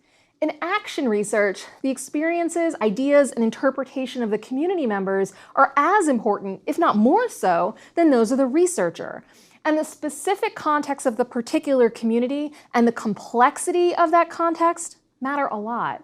We don't assume that programs or changes that have been successful in one environment will work just as well in another. As an example, consider this very great course on research methods. I teach research methods regularly to undergraduate and graduate students, but how I teach it to my students is very, very different from my approach in these lectures. It's largely the same material, but the context is quite different. I hope you don't mind my going meta for a moment, but it really can show how context matters. The main difference is in the structure of the learning environment. You're listening to me at your own leisure, maybe in the car or walking to work, at the gym, or at home. You can't interrupt me to ask me questions as my students do in the university classroom. I can't see if you're nodding along, puzzled, or falling asleep, and adjust accordingly. I can't assign you exercises or homework to check your understanding, and you can't prevent me from going meta to illustrate my point. Since some of you are listening to an audio-only version of the course, I can't rely on visuals either, even though the video audience can see them. I have to rely on my words alone to explain everything just in case. This has fundamentally altered my approach to this great course, what I cover, how I cover it, down to the very language that I use. The context matters enormously in how I solve the problem of effectively teaching a course on research methods. I probably need to engage in some evaluation research to see how well it's working. I think the meta thing is working. None of you are telling me otherwise, so I'm going to assume it's fine. But let's stay with it for another moment, because this great course also illustrates other principles of action research. In fact, the very creation of this great course can be considered a product of action research. Think about it. The great courses identified a problem, an absence of a course on research methods. We consulted with some great courses users on whether this would be something they would want. They answered yes, so we developed this course in response to that need. Now, you'll probably point out that this isn't exactly the collaborative process that action research aims at. After all, you didn't get any say in the content of the course. I didn't consult with each of you on what kind of research you hope to do. As the expert, I made the decision about what content to cover, and I chose to cast a wide net to cover a wide range of research approaches, so there's hopefully something for everyone. Plus, it's to your benefit to know all these different methods, even if you're partial to one particular kind of research. In practice, action research is a balance between the needs and ideas of the community and the expertise of the researcher. So the content development wasn't democratic at all, and that's okay. Democracy in research isn't always a good thing. There can be too many cooks in the kitchen. But where the action research principles show back up is in the follow-up. We'll get feedback from all of you on whether or not this course meets your needs. Maybe you're hungry for even greater detail. You might want an entire course on action research. We'll get that feedback and respond to that need. Eventually, the problem in our community, the lack of enough research methods training for the great courses audience, will be resolved. We looked, we thought, we acted. In this way, every great course is a result of a type of action research. So if you've decided you want to engage in some action research of your own, how would you do it?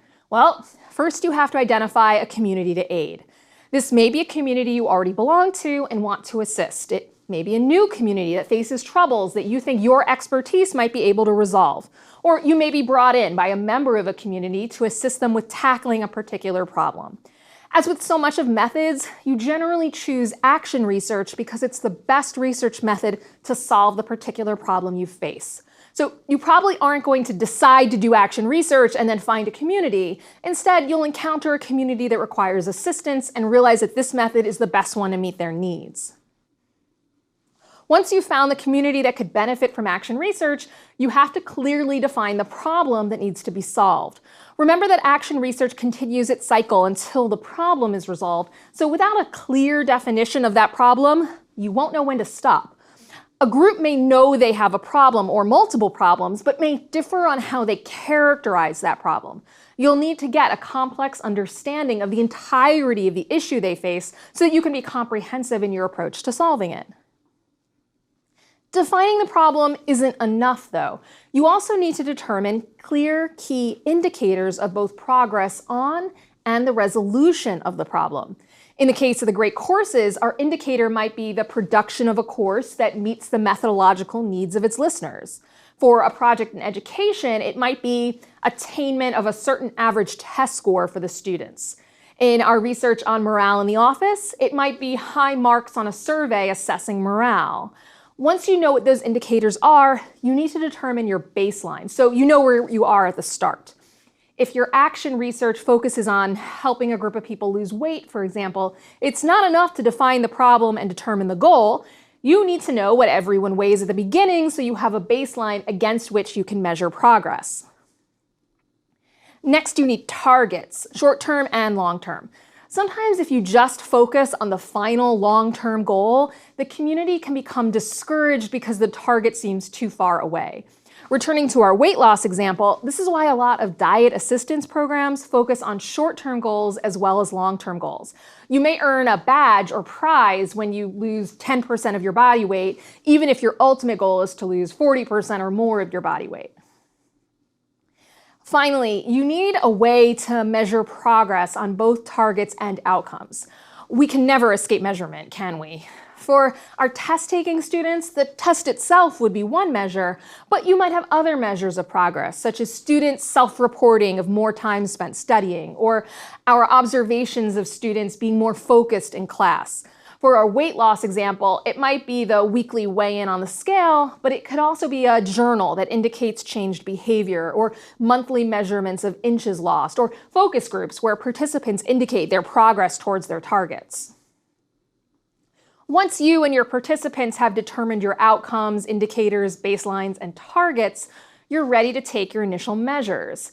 Then you introduce the agreed upon changes, the new style of learning for the classroom or the new weight loss regimen. You continue to monitor progress, taking measures and checking those against the baselines, and consulting with the participants on their experiences. Data can be collected through any of the methods we've discussed: interviews, surveys, observation, document review, or focus groups, which we'll discuss shortly. As you analyze the data, you might determine new problems that were previously not considered and need to be addressed. Perhaps issues at home are affecting student performance in the classroom, or underlying medical conditions are affecting efforts at weight loss. You recommend changes in light of this new information and continue to check the indicators to see the effects. The cycle continues as needed, always with the input of the participants, who are the ones that are ultimately responsible for creating the processes and change that could lead to a resolution of their problem.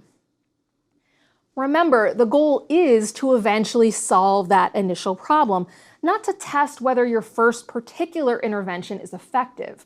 You may end up encouraging many adjustments and changes along the way in an effort to achieve the goal, and to establish processes in the community that might help them solve other problems in the future. As we've said, it's a very different approach and motivation than the research methods we've considered before, but it's still grounded in empirical observation, measurement, and testing. So maybe not so different after all. That's it for action research. Let's turn to our final form of applied research, market and product research. Market and product research could, like so many topics in this course, get their own course. This kind of research focuses on determining what people, what consumers want. That means that it aims at determining the preferences and interests of potential consumers and tailoring products and programs accordingly. We've already discussed several methods of doing this. Interviews and surveys, for example, aim at asking people directly about their preferences. You can also conduct experiments by giving different groups variations on different products and observing their reactions. And you can do comparative case studies by looking at people in one area and seeing how they responded to a set of options or products, and evaluating whether another group of people with similar demographics might respond in a similar way. Another way to do this kind of research that we haven't talked about very much yet is through focus groups. Focus groups let you interview small groups at once and are a common tool in market and product research. They can be a nice alternative to interviews when you have a shorter window of time to talk to subjects. You can talk to several people at once rather than in one-on-one interviews. So they can be an efficient and relatively inexpensive way of getting individual perspectives. They also allow for interaction between subjects in a discussion format. This can be particularly useful if you want to observe social dynamics and how people respond to each other. In this way, focus groups can be a nice combination of interview and observation. Since the subjects often drive the conversation and talk to each other, the researcher can sit back and observe. The group setting also allows for creativity, which is why focus groups are often used in market research. You can give the group a particular product, give the group members time to use it, then observe their interactions and get their reactions. Of course, there are drawbacks. Running a focus group and keeping everyone on track requires considerable skill on the part of the moderator. You have less control than in a one-on-one interview since there are a lot of people involved in the discussion. That means you'll probably cover less ground and the group can go off topic or be dominated by a few voices. The same dynamics that might inhibit truth-telling in a one-on-one interview can operate in a group setting where subjects fear immediate social repercussions for saying something unpopular. This is one reason why many focus groups are now run in an online setting. The relative anonymity of the online setting can lower inhibitions against sharing personal information or potentially controversial opinions.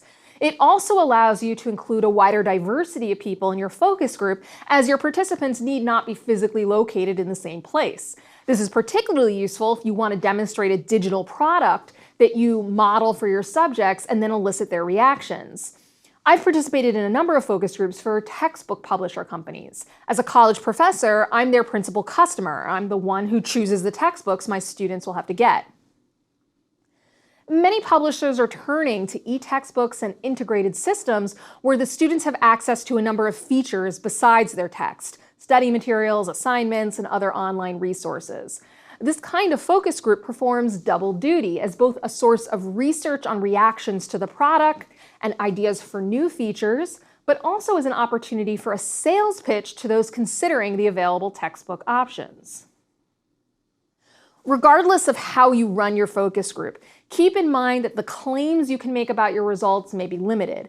The typical focus group may have no more than 10 to 12 people in it. That means that even if you choose your subjects randomly, it's unlikely you'll have a representative sample.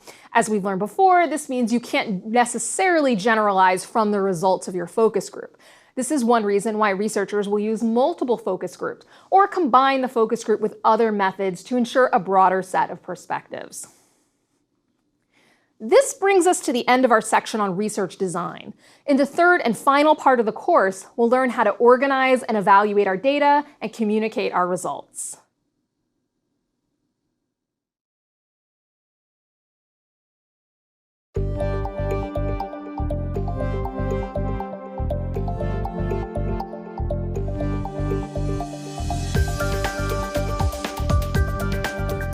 Let's say you've chosen the design that is best suited for your project, whether that is an experiment, a survey, a case study, or something else.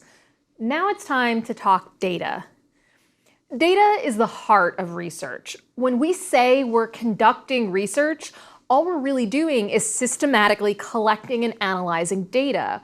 What differentiates research from informed opinion is process. We aren't just gathering information to support an existing viewpoint from wherever we can find it.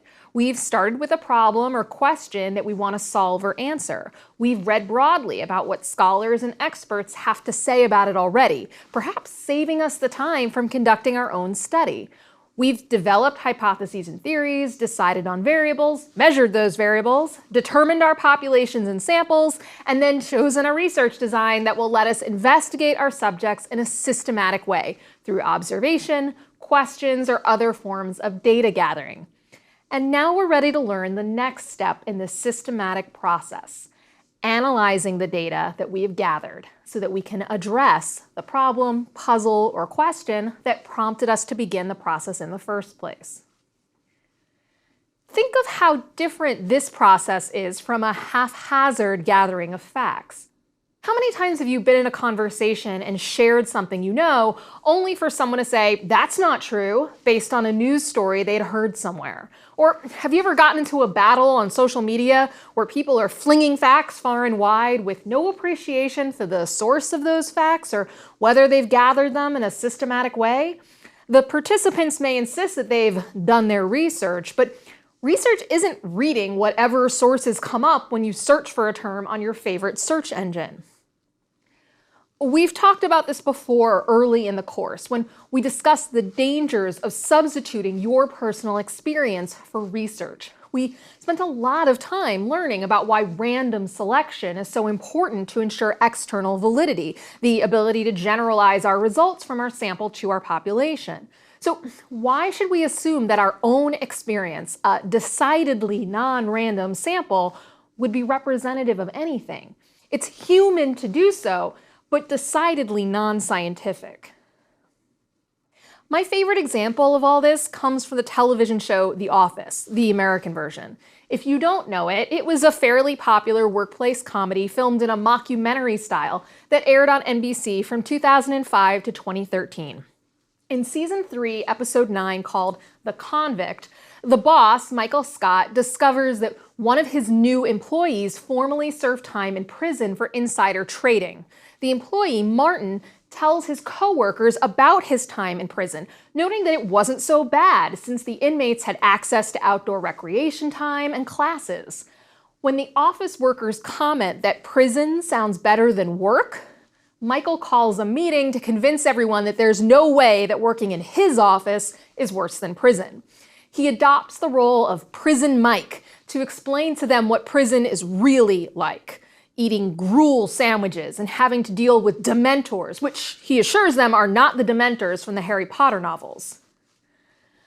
But when questioned on where his own knowledge of prison comes from, he admits that his source is the internet, and then, recalling the character he's playing, adds prison and asserts that it was 50-50 internet and prison. We're clearly not meant to take Prison Mike as an authority on prison life. His knowledge is clearly informed by media reports, films, and television, and brief internet research, hardly the systematic gathering of data. But we should also question whether Martin's experience is representative. His personal experience is more valuable than Prison Mike's, and the show paints Martin in a very positive and trustworthy light. But if we really wanted to know about life in prison, we'd be better off engaging in our research process, reading the literature and systematically gathering data, perhaps by interviewing or surveying many formerly incarcerated persons. That would tell us whether the experience of Martin, or by some strange happenstance, Prison Mike, were representative of a wider group.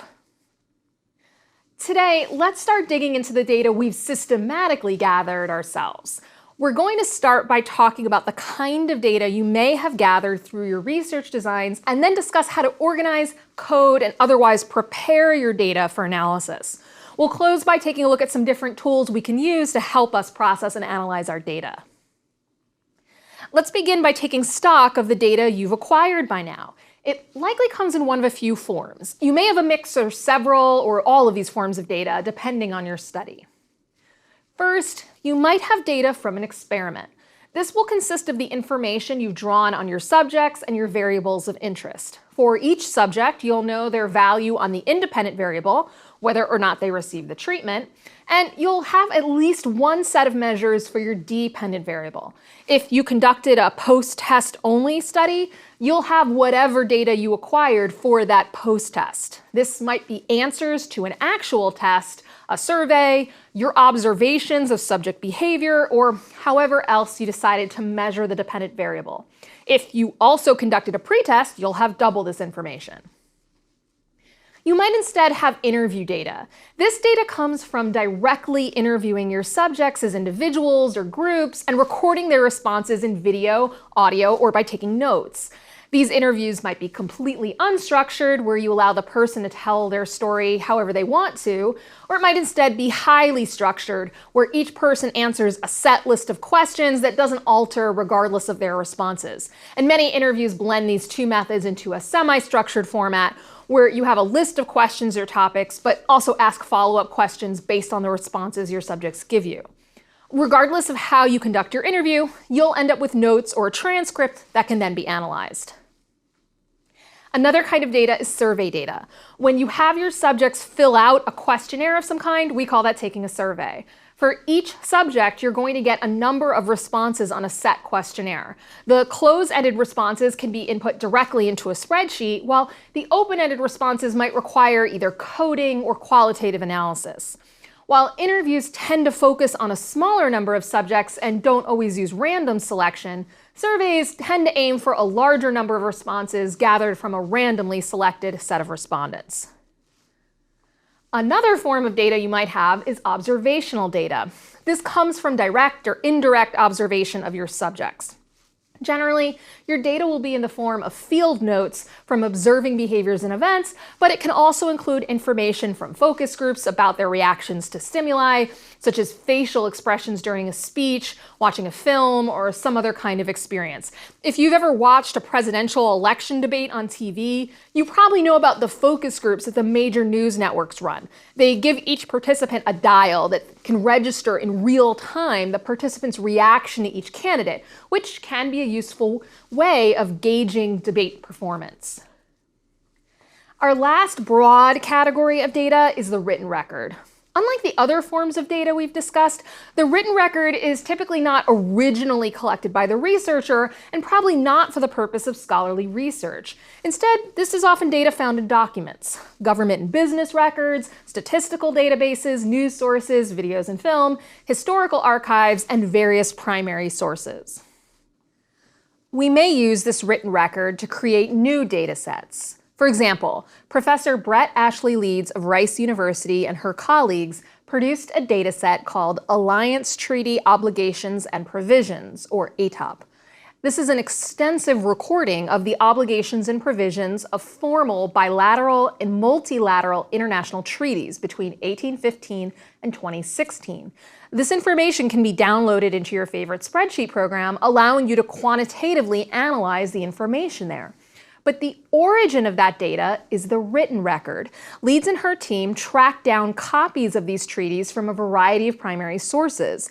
They also used existing data sets and secondary sources in diplomatic history to ensure they didn't miss anything and to fill in information not found in the treaty language itself. As another example, content analysis uses the written record to produce large data sets. Content analysis is the systematic analysis of the written word, usually communication materials such as news articles, speeches, or other forms of written communication. Coders, humans or computers, can search these materials and identify themes, tones, word choice, people, and other items of interest, producing numerical counts of how frequently these items are found. Thus, the written record is again transformed into numbers that researchers can input into a spreadsheet. Regardless of its origins, your data will eventually be in one of two broad forms, quantitative or qualitative. As we've discussed, broadly speaking, quantitative data largely consists of numbers that lend themselves to statistical analysis. It's usually called large N, with N representing the number of cases. So quantitative data consists of quantifiable information about a large number of cases. Qualitative data usually can't be put into numerical form so easily. It tends to be more descriptive or process-oriented, and therefore reducing it entirely to numbers would eliminate the richness of the data. It's sometimes called small n because the depth required for each case is large enough that it's not viable to collect data on a large number of cases. This isn't a clear-cut line, though. Qualitative research can use numbers, of course, and quantitative data regularly has non-numerical information in its spreadsheets.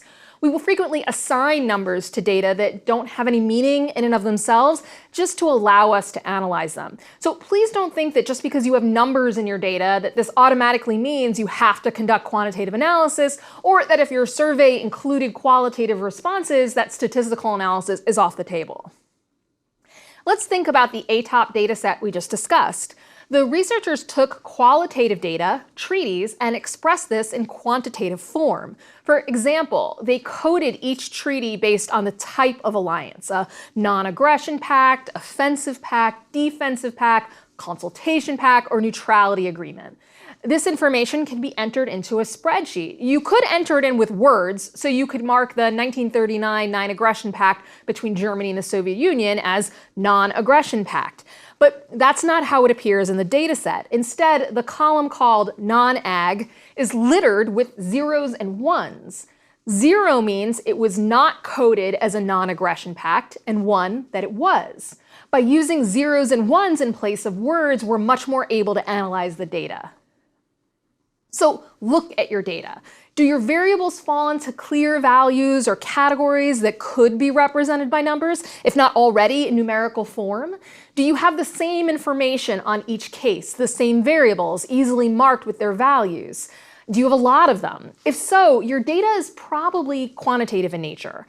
If not, if you have very few cases, if your data is largely descriptive or narrative, or if you can't clearly note the values that each variable falls on, or your data just doesn't lend itself to systematic numerical form, then you're probably working with qualitative data. 2 final caveats about your data before we move on. First, back up your data. I know someone who never finished a PhD because the person gave the raw survey data to a student research assistant to input, and that student ended up dropping out of college and moving away, with the data getting thrown in the trash. I know another student whose only copy of her thesis died with her computer when it fell in a canal on her walk to the library to submit it. These are not stories from the middle of the last century when it was understandable to only have a single hard copy of an important document. These are from the last 10 years. So back up your work regularly. Use a cloud service to ensure it backs up automatically, or save it to a flash drive or external hard drive, or email yourself regular copies. Better yet, do all of that. Every important document I have, including all my research, is backed up to 2 cloud systems and 2 external hard drives. I may be paranoid, but I've also never had to sheepishly admit to losing my work. Finally, keep in mind any IRB requirements for your data. If you have confidential data, you'll need to protect it. That means hard copies have to be in a locked location, such as a lockable file cabinet in your office. Digital copies need to be password protected. If your IRB requires you to destroy your hard data, you must do so after processing the data. For example, if you have audio or video recordings of subjects from which the subjects could be identified, your IRB may require you to destroy those recordings after you transcribe them. If not, you hang on to your raw data. It can be useful for replication and for your own reference. Okay, let's move on to preparing and coding data. Once we have our data, we have to start organizing, preparing, and coding it. For the most part, we're going to focus on quantitative data for the rest of this lecture. If your project focuses entirely on qualitative data, we'll talk about strategies for working with data in a later lecture. Generally, though, there's less data cleaning that needs to be done because you won't be running your data through a statistics program. Before you can analyze your quantitative data, you have to take the raw data and put it into a format that's usable. That usually means putting it into a spreadsheet. Spreadsheets are incredibly useful. You probably use them in your daily life to do household budgeting or to keep track of an organization's membership. I'm partial to using color-coded spreadsheets for plenty of things: budgeting, grades for my classes, projects I'm working on, party planning, even character sheets in role-playing games.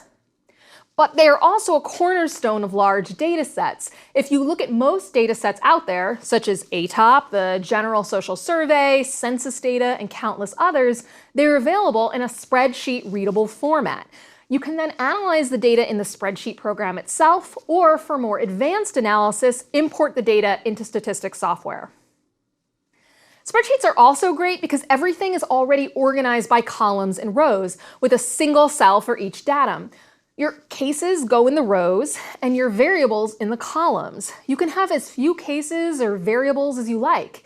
It's also easy to run basic statistics in a spreadsheet program and to spot missing data before you run it through a more advanced program. It also allows you to pretty easily create new variables or cases. Let's say that you have the ATOP dataset but want to expand it back before 1815. You could follow their coding guidelines to code additional treaties and add that data to the existing spreadsheet file. Or perhaps there's something about those treaties from 1815 to 2016 that the research team didn't code but you think is worth studying. You simply add a new column and then, not so simply, go back through the hundreds of treaties and code your new variable. Or you might want to create a variable that combines two existing variables. Perhaps you would create a variable for alliances that combine both neutrality and non-aggression agreements, but nothing else. So you could compare those to alliances that promise offensive, defensive, or consultative aid. All of this is easy to add to a spreadsheet. A spreadsheet may not be necessary, though. For many studies, you can input the data directly into your analysis software, or a computer may be able to read and enter the data for you. If, for example, you conducted a survey through an online platform, the data will probably already be organized for you. Regardless of how you eventually get your data into a usable format, an essential part of the process is coding. Coding is the process of transforming your raw data for analysis. We'll discuss coding for qualitative work later in the course, but for now, let's discuss the process of getting your data ready for statistical analysis. Remember, quantitative analysis means that we're analyzing numbers, but lots of our data isn't necessarily in numerical form. If we were reviewing the data of Jane Elliott's eye color and discrimination study, which we discussed when learning about experiments, we have to somehow take eye color and turn that into numbers. Coding is how we do that. We determine the variable, in this case eye color, and give the variable a name. Typically the name should be short, in all capital letters, and an abbreviation of the full name of the variable. So eye color might become capital EYE for eye. We do this partly to keep the columns a uniform and narrow length. Then we code the variable by assigning numbers to all the values, perhaps 1 for blue and 2 for brown. We typically want a value for other in a category like this, but since everyone in Elliott's class had either blue or brown eyes, that's not necessary. When coding, you work with the data you actually have, not the data you could theoretically have. You might instead want to code two separate variables, one for blue eyes, perhaps IBL, and one for brown eyes, such as IBR. These would then be coded as 1 if the student had that eye color and 0 if not. We call these 0, 1, yes, no, it is or it isn't variables, dummy variables. Once you decide on the variables and how each response will be coded, you go ahead and code each respondent, entering the data into the spreadsheet or having assistants or a computer do this for you. You repeat this with all the other data you've gathered. Hopefully in your design, you were clear about the variables of interest so the coding is relatively straightforward. Now, as you code, you create a code book. At a minimum, this document explains your codes and what they mean. So when I look at the spreadsheet and see EYE, I don't necessarily know what Jane Elliott means by that. But if I look at the code book, I would see that EYE means the eye color of the subject, and that a 1 means blue and 2 means brown. At their best, code books explain the complete process on how the researcher gathered and coded the data. If you review the code book for the ATOP dataset, for example, Leeds and her colleagues explain who was involved in the project, how they defined their terms, how they identified their cases, the sources of their data, the questions that guided the data collection for each treaty, and the specifics of each variable. One final note on coding. You want to make sure that the coding is done consistently and accurately. We have terms for that: reliability and validity. Remember those? They always sneak back into our discussions. Reliability, you'll recall, has to do with consistency. We discussed it in our section on measurement, and we said then we want our measures to be able to be consistently employed. This is also true when coding. Coding is about taking raw data and transforming it into usable categories. We need to make sure that no matter who is doing the coding or when, that it's consistent. Sometimes we get help with our data entry, meaning that multiple people are using and interpreting our codebook. Ensuring reliability becomes particularly important. In other words, if you code the data and I code it, and our coding is inconsistent, we have a reliability problem. And we know that if you don't have reliability, you don't have validity, which undoes all the good work you've done so far. There are a couple of ways to achieve what we call inter-rater reliability, the kind of reliability that ensures that multiple coders are applying the same measures consistently. One way is to have more than one person code the same sample of data. You can then check to make sure they're on the same page and coding consistently with each other. They can do this either on a sample to check their work, or you can have more than one person code the entire data set and then check for discrepancies. Sometimes it's not possible for one person to do all the scoring or coding needed by your project. In such cases, you'll need to employ extensive training of the raters to ensure they know how to apply the coding system. An example of an inter-rater reliability challenge comes from the annual scoring of advanced placement exams. Every spring, millions of high school students across the United States take these exams to try to earn college credit for advanced classes taken in high school. These exams usually consist of multiple choice questions easily scored by Scantron machines. The only reliability problems there are when a student fails to fully fill in their little oval with a number 2 pencil or leaves erasure marks. Otherwise, the Scantron system is highly reliable. The trouble is with the free response questions. Those can't be scored by a computer, so the Educational Testing Service, or ETS, hires thousands of high school and college teachers with expertise in the subject to individually read and score every single essay. This traditionally takes place over the course of a week. For 7 days, from 8 a.m. until 5 p.m., teachers read responses to the same essay question over and over, applying a rubric to determine the proper score for each essay. The key here is to make sure that no matter which teacher scores the essay or when they do it, at 8 a.m. on day 2 or 4:55 p.m. on day 7, that the student's response is given the correct score. That's a reliability problem. How do they make sure the rubric is consistently applied regardless of who rates it or when? ETS staffers use a few methods. First, they spend the entire first day training the scorers on the rubric using a variety of methods. They select a sample of student essays, and the training team scores them and agrees on the correct score. Then the army of readers scores the same set of essays and reviews why it earns a certain score. The second method is called back reading. Each table of readers has a table leader. Their job for at least the first few days is solely to back check the work of their readers.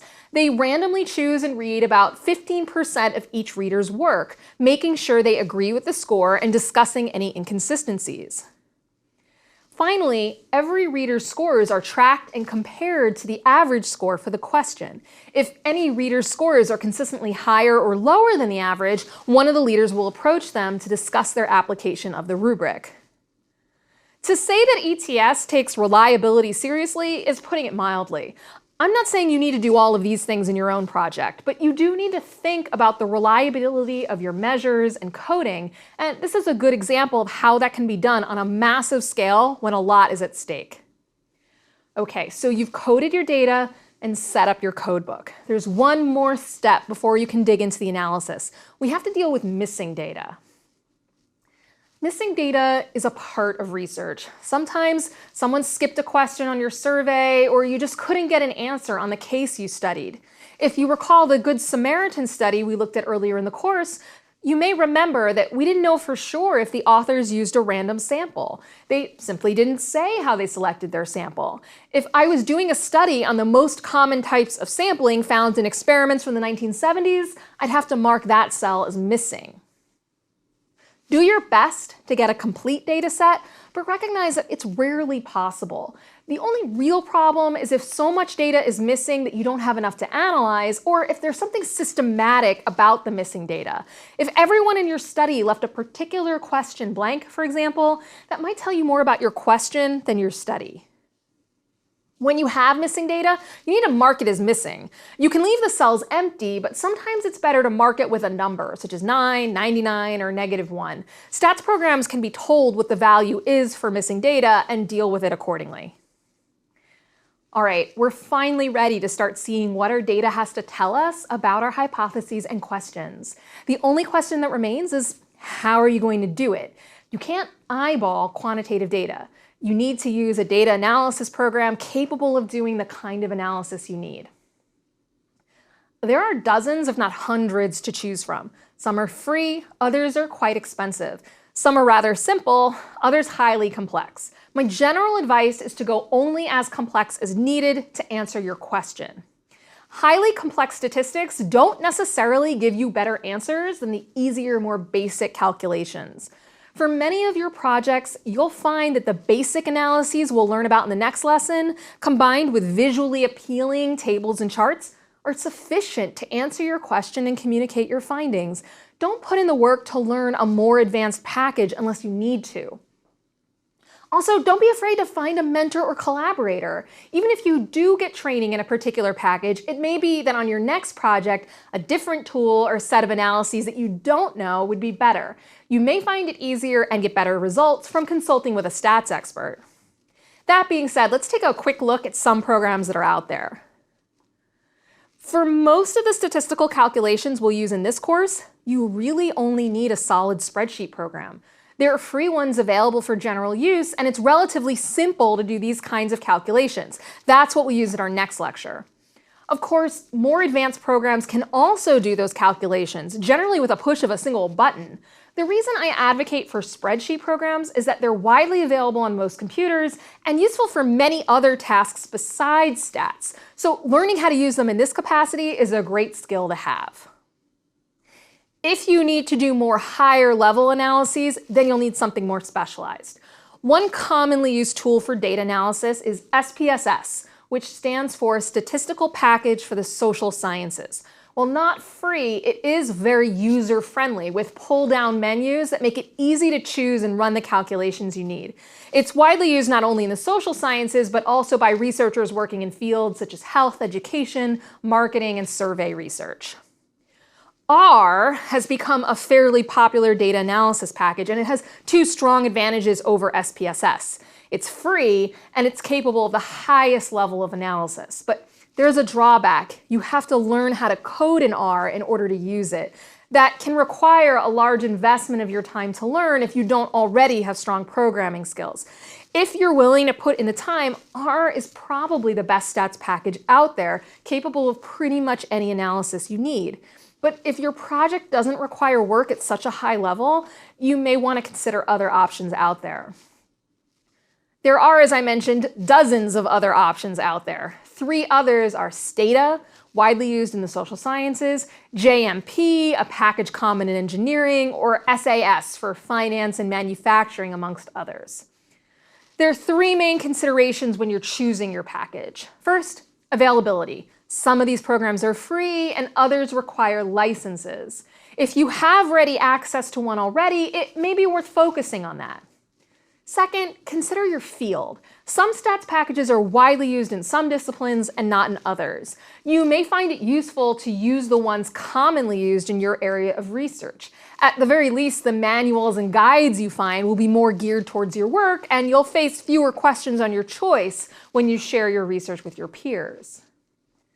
Finally, and perhaps most importantly, choose your stats package based on the data you have and the tests you need to run.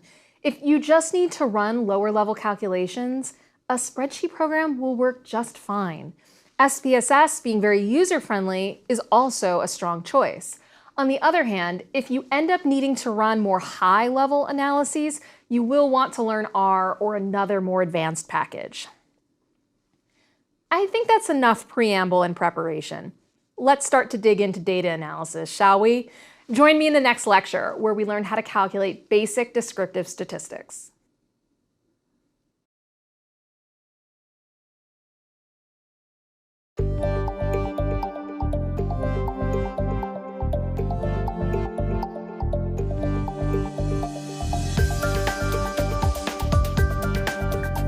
Now that we've explored a variety of methods for gathering and presenting our data, we're finally ready to start playing with it.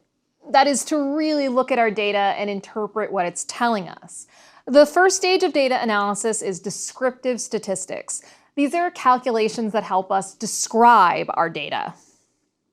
We aren't making inferences yet or checking to see if correlations or patterns exist or anything like that. We're working with a single variable at a time and identifying three main things about it. Its central tendency, or the middle of the variable, the variation within the variable, and the frequency of particular values within the variable. Until now, we've only been able to theorize about these things. Before I give a test, I may have a good guess about how well my students will do. It's not until after I grade the exams and see their results, though, that I have real data to see whether my guess was as good as I thought.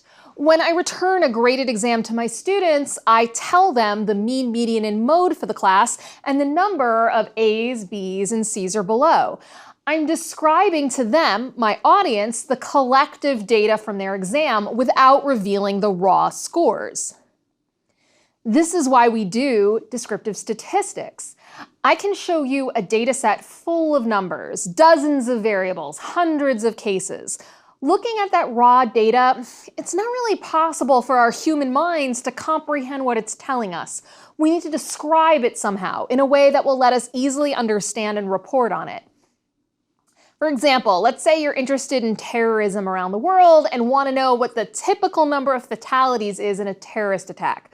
You go to the University of Maryland's Global Terrorism Database. You can pull a list of every attack and see which country is listed, when the attacks occurred, who the target was, and the number of fatalities. Very useful information. But if you try to scroll through the 180,000 attacks they list at the time of this taping, it's going to take you a long time, and you aren't going to be able to process that raw information. Instead, you can download the dataset into your stats program of choice and run a few calculations. You'd find that the global average number of fatalities per incident is 1.74 between 1969 and 2009. See? Much more useful. Descriptive statistics are fairly simple calculations that help us describe our data. There are three broad categories we're going to look at now: central tendency, variation, and frequency. Central tendency is about calculating the middle or center of our data. If you've ever calculated an average or mean or median or a mode, you've calculated central tendency. All these measures can be easily calculated in any spreadsheet or statistics program. Use them. It's tedious to do the calculations by hand or calculator, and we are much more prone to mistakes than computers. First up is the mean. The mean is also called the average. You calculate it by adding up each score, data point, value, whatever you want to call it, and then dividing the sum by the number of scores. In college, we have a grade point average. In each class, you earn a certain number of points based on your grade: 4 for an A, 3 for a B, etc., per credit hour. If you add those up and divide by the number of credit hours, you get your GPA. We use averages like this all the time, and they're a great measure of the middle of your data. But they do have some disadvantages. Averages are very susceptible to outliers, data points that differ significantly from the rest. To illustrate, let's take a set of data. Let's say that we want to determine the average age of a Great Courses subscriber. I take a random sample of 5 people. Not big enough, really, but good for our purposes right now just to understand means. Let's say the ages of those 5 people are 35, 40, 45, 50, and 55. We add those up, we get 225. Divide by 5 total data points, the average is 45. Great. But what if we change just one person's age? What if our 55-year-old was actually 85? Now our sum is 255, 30 higher than before. Divide that by 5 and our average age is 51. Just one data point change increased our average by 6 points. Okay, you might say, but the sample size is small. Good observation. And if there was more data, it wouldn't have such a big impact. Well, maybe. If we had 100 people in our sample and 99 of them were 45 years old and one was 85, what would the average be? 45.4. Less than before, but you can see that our one person is still driving up the average all by him or herself. But let's look at bigger numbers. Imagine we wanted to know the middle income for our community. Again, we randomly sample 5 people. Yes, that's still not enough people, bear with me. Let's say that the incomes of our 5 people are $20,000 a year, $30,000, $40,000, $50,000, and $60,000. Add those up, you get $200,000. Divide by 5, you get an average of $40,000. Now, let's say that the $20,000 person gets their big break in show business and now earns $10 million a year. What's the average now? $2,036,000. Look at the difference just one outlier made. And it works the other way too. Say our showbiz person crashes big time. They've lost their huge salary and their old job earning $20,000. They're crashing with relatives and living on savings, so their salary is now 0. The new average of our sample of 5 people, $36,000. If you look at your data and see some outliers that might be influencing your mean, you have a few options. First, you can trim your mean, eliminate a certain number of scores on one or both ends, and report your mean as a trimmed mean. This keeps those outliers from affecting the mean because you're outright excluding them from your calculations. The second option is to use the median instead. The median is a measure of the middle where 50% of your data is higher and 50% is lower than that number. To calculate it, you take all of your data points, order them from highest to lowest, and then find the one in the middle. And if you have an even number of data points, you just take the average of the 2 in the middle. The median isn't susceptible to outliers like the mean. Because you're ordering your data and identifying the middle value, it doesn't matter how big or small the other numbers are, you only need the one in the middle. The median of our original salaries, the one in increments from 20 to 60,000, is 40,000. That's the same as the mean. When you order the numbers from highest to lowest, 40,000 is the middle point, with 20 and 30,000 below and 50 and 60,000 above. If you change 20,000 to 0, the median doesn't change at all. 0 is still below the middle point, so changing the value has no impact on the median. Now, when our $20,000 earner's salary jumps to $10 million, it does change the median, but only to 50,000, the new middle value. The reason is that a low value number, 20,000, is gone and replaced by a high value number. So the new order is 30,000, 40,000, 50,000, 60,000, and 10 million. That 10 million could become 100 million, and the median would still be 50,000. For this reason, household income is usually reported as median income rather than average income. This prevents very large or very small salaries from overly influencing the data. So anytime you suspect a skew in your data due to some outlying high or low numbers, use the median.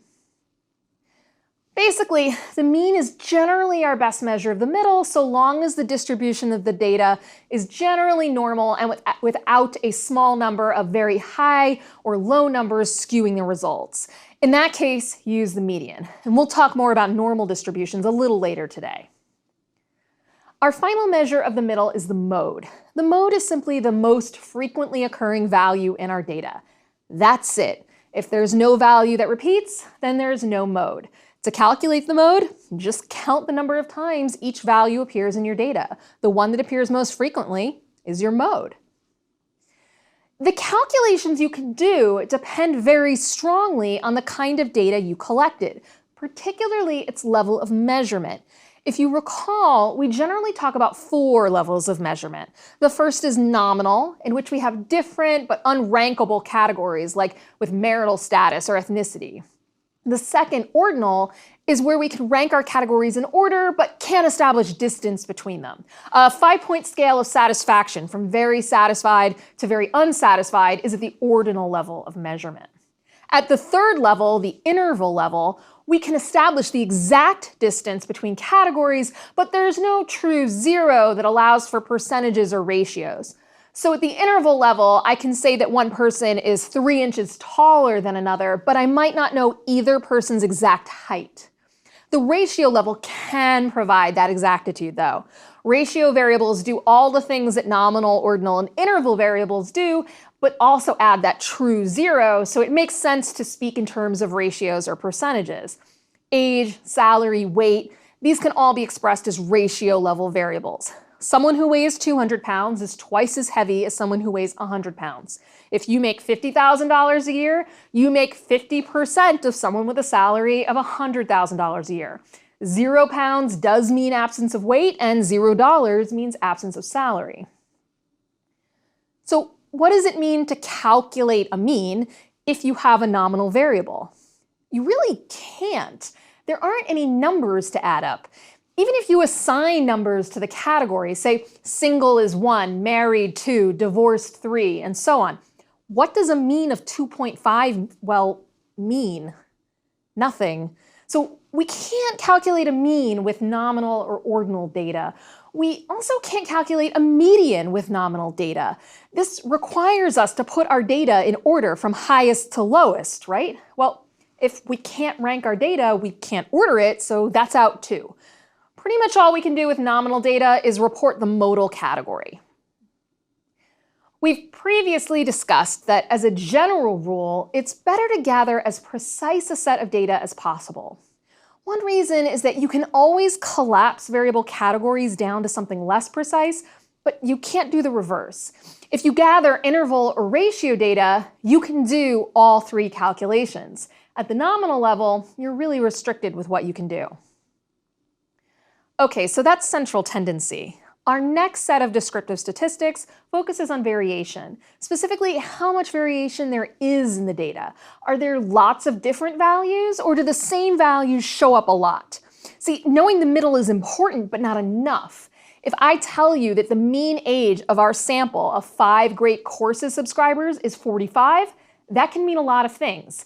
Each of the following sets of data have a mean of 45. Set 1. 45, 45, 45, 45, 45. Set 2, 40, 40, 45, 50, 50. And set 3, 20, 20, 45, 70, 70. But notice the differences in variation in those 3 sets of data. We may want to know whether the mean is 45 because everyone is 45, or if there is a narrow or wide distribution of the data around 45. And if our mode is 45, is this because 45 appeared 2 times and every other data point once, or because every single respondent is 45? Inquiring minds want to know. For variation, we're going to focus on 2 indicators, the range and the standard deviation. The range is the distance between the highest point, or maximum, and the lowest point, or minimum, in the data. You calculate it by subtracting the minimum from the maximum. You can also just report it in terms of the minimum and the maximum. So for the set of 5 45s, the range is 0. The minimum and maximum are both 45. For the second set, the minimum is 40 and the maximum 50, so the range can be expressed as either 40 to 50 or 10. For the third set, the range is 20 to 70 or 50. Temperature ranges are a kind of range that gets reported all the time. Another example of a range would be when you give a time estimate for a long trip, a figure that can vary from day to day and hour to hour depending on traffic, weather, and other factors. The standard deviation is another very useful calculation for descriptive statistics. It tells us the average distance of the scores in our dataset from the mean. So it's a measure of the overall variation in our variable. It doesn't tell us about the specific distance of one score from the mean. We'll talk about z-scores a little later, which will tell us that. But we get a good sense of the overall picture of the data. Now, I could walk you through a standard deviation calculation, but I recommend you let a stats program do the work for you, as there's less risk of error. In our example of 545s, the standard deviation is 0. The average distance of our scores from the mean is 0 because each score is the mean. In our second set of subscriber ages, it's 5. In our third set of data, which has the most variation, it's 25. As you can see, the more variability there is in a variable, the higher the standard deviation. We'll come back to standard deviation a little later when we discuss z-scores. First, let's look at our final area of descriptive statistics, frequency. This is where we look at how frequently each value shows up in the data. How many Great Courses subscribers are 45 versus 20 versus 65? Mode tells us which category occurs most often, but we may also want to know which values never show up at all. To calculate frequency, all you have to do is count up how frequently each value appears in the data. Again, spreadsheet and stats programs can and should do this for you. The problem is how to report this data. As we learned earlier, simply reporting the results for every value in the dataset is tedious and not very useful. With central tendency and variation, we turn to single statistics. With frequency, we tend to rely on visual depictions. First, you can create a frequency table. This reports in table form how frequently each value, or more commonly range of values, appears in the data. As a rule of thumb, you don't want to report more than 6 or 7 values, or it becomes too much data to process. So if you have more than 7 or so values in your data set, create value ranges that make sense, and then report the frequency on those. So if I'm reporting on the ages of Great Courses subscribers, and of the now 100 people I surveyed, there are 40 different ages represented, I wouldn't do a table reporting all 40 individually. Instead, I'd create age ranges, under 18, 18 to 25, 26 to 35, etc. The ranges should be meaningful and relatively equal. Don't give in to any temptation to use these tables to manipulate your results into telling the story you want to tell. Another option is to create a frequency distribution in your spreadsheet or stats program. This is a plotted graph. On the vertical or y-axis, you put the frequencies, ranging from the minimum number of times a value is reported, which might be 0, to the maximum, which could be as high as n, the total number of data points. On the horizontal or x-axis, you put the values themselves, from low to high, or a range of values if you have more than 7 or so in your data set.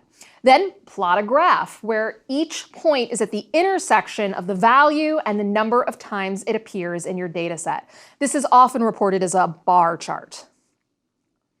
Most word processing programs have table and chart making features that you can use to make visually appealing tables and charts. These graphics are great visual tools to see how frequently different values show up in the data. What they give us is a distribution, a visual depiction of how many times a particular value shows up in your data. Typically, we visualize a distribution using a curved line that connects our data points. That curved line represents our distribution, and everything under the line between it and the x-axis contains all of our cases. By looking at the shape of the distribution, you can see whether the values in the data tend to cluster around the median or are more widely dispersed. You can see whether there's a skew in the data toward lower or higher numbers, which is useful in telling you whether you should use a mean or a median. If our measures of central tendency, the mean, median, and mode, are equal to each other, then we get a nice symmetrical curve, what we typically call a bell curve. When this happens, our distribution or curve is called normal. A normal distribution tells us certain information about a set of data. We know, for example, that about 68% of our data points are going to fall within one standard deviation of the mean. That is, if you take the mean and add the standard deviation to it, this gives you an upper limit. Then subtract the standard deviation from the mean to get a lower limit. The area between the upper limit and the lower limit in a normal distribution will be 68% of your cases. If you add 2 standard deviations above and below the mean, then 95% of your cases will fall between the upper and lower limit.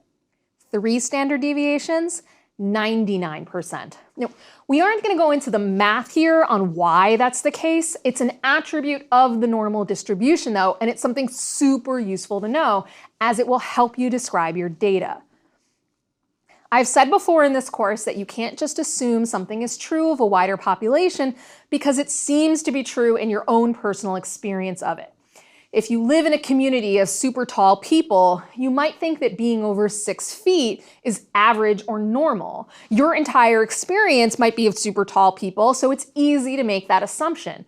But if you look at the entire population, not just of your community, but of humans in your entire country or the world, you'd see that actually your community is not normal. That is, the average of height in your community is not near the mean. The average height of a woman in the United States is about 5'3". Let's pretend that we randomly sampled from the US 1,000 people and measured their heights. One person from your town, let's call it super tall town, is in the sample, a woman who is 6'2". The mean of the data is 5'3" with a standard deviation, let's say, of 4 inches. Again, for the sake of this exercise, assume our distribution is normal. Height usually is. What this means is that about 68%, or 680 out of 1,000 women, are between 4'11" and 5'7". We took that mean of 5'3" and added and subtracted 1 standard deviation of 4 inches to get those upper and lower limits. It also means that 95% of the women, 950 of them, are between 4'7" and 5'11". That's 2 standard deviations from the mean. Our super tall town person is 6'2". That's within 3 standard deviations, or 99%. That would still leave 10 women who are extreme outliers, shorter than 4'3" or taller than 6'3". Do you see how making assumptions about the population based on a non-representative sample can lead to poor conclusions? Sometimes we use a standardized normal distribution, which is a theoretical distribution where the mean is 0, the standard deviation is 1, and the number of cases is infinite. Through the magic of calculus, the standardized normal distribution can tell us something about z-scores. Calculations that, among other things, allow us to describe our data on multiple variables, even if they're expressed in different units. What do I mean by that? Well, let's say that you have a bunch of data on different features of breakfast restaurants. You rated them on their decor, customer service, food, drinks, accessibility, menu variety, cleanliness. You get the idea. This might be because you take breakfast very seriously or because you work in a quality control field. You've rated 50 different breakfast establishments on these criteria using a variety of scales and questions. Now you want to know how one case stacks up relative to the others. One way to do this is to calculate the z-score. A z-score expresses the distance of a single case from the mean of the variable, and it does so in units of the standard deviation. If I tell you that Pancakes R Us is 4 points from the mean on the variable of cleanliness, that doesn't tell you very much information. Is 4 points a lot or a little? We'd need a lot more information to be able to evaluate that. But if I tell you that Pancakes R Us is 4 standard deviations from the mean, that alone tells you quite a bit about that place relative to the others. In a normal distribution, remember, 99% of cases will be within 3 standard deviations from the mean. Pancakes R Us is either the cleanest restaurant imaginable or dirty beyond belief. Z-scores then express your data in units of the standard deviation. So a z-score of 1.5 means that on that variable, the case is 1.5 standard deviations above the mean. A z-score of negative 0.6 means the case is 0.6 standard deviations below the mean. Now, the formula to calculate a z-score is very simple. All you need is your score or value on the variable for this data point, the mean for the variable, and the standard deviation. The formula to find the individual z-score is the score minus the mean divided by the standard deviation. Remember our data on Super Tall Town and our friend who was 6'2"? We said in that case that the mean was 5'3" with a standard deviation of 4 inches. So we can calculate the z-score for this case. The score is 74 inches, 6'2". The mean is 63 inches. If you subtract 63 from 74, you get 11 inches. Divide that by 4, the standard deviation, you get 2.75. Our friend, let's call her Justine, is 2.7 standard deviations above the mean. As we said earlier, she's just within 3 standard deviations of the mean. Note that a z-score can be negative. If we take another friend from every town US, let's call her Amy, she might be shorter than the mean. Let's say that Amy is 5 feet tall or 60 inches. The mean and standard deviation stay the same. Amy is just another case. Now we subtract 63 from 60, we get -3. Divide that by 4, we get -0.75. Amy is 0.75 standard deviations below the mean. Calculating z-scores can be very useful. Using units of standard deviation makes it easy to assess how a case fits into the overall distribution. Just knowing that a case is 2.75 standard deviations above the mean or 0.75 deviations below it tells us some interesting information about that case. If the z-score is 0, that tells us that its value is the same as the mean, meaning that on that variable, it's an average case. If you're doing case study research and want to select either a typical or deviant case to study, calculating z-scores can tell you whether or not a case is typical, close to 0 in the mean, or deviant, 3 or higher. We can also use z-values to tell us something about the variable more broadly. If we know a particular z-score and use the standardized normal distribution, we can find out how many cases fall between the mean and that score. If you want to do this, grab a normal curve table. These take different forms, but typically they have 2 columns of information, z-scores and areas between that score and the mean. That second column will tell you what percentage of cases falls between the mean and that particular z-score. Remember how we said that in a normal curve, 68% of cases fall within 1 standard deviation of the mean. That means that half of that, 34% of cases, will be between the mean and a z-score of 1, and 34% between the mean and a z-score of -1. If you look at a normal curve table and look for a z-score of 1, you will see 0.3414. Double that to get the range of 1 standard deviation above and below the mean, and voila, 0.68 or 68%. You can do this for any z-score. Returning to Pancakes R Us and its z-score of 4, you would see that the area between the mean and this z-score is 0.4999. If you double that, you get 0.9998. That means fewer than 0.01% of cases will be further away from the mean than Pancakes R Us. Another use of z-scores is to look across variables. If you have variables in different units, they can be hard to compare. By putting all of your variables into units of z-scores, you've standardized the scores into something easily compared across variables. So if we return to our breakfast example, let's say we have a cleanliness score on a scale of 1 to 10, an accessibility score on a scale of 1 to 5, and a customer service scale of 0 to 100. Usually you can avoid this kind of problem with careful survey design, but sometimes you can't control the data you have. Let's say that Pancakes R Us has scores as follows. 1 out of 10 on cleanliness. The mean is 5 and the standard deviation is 4.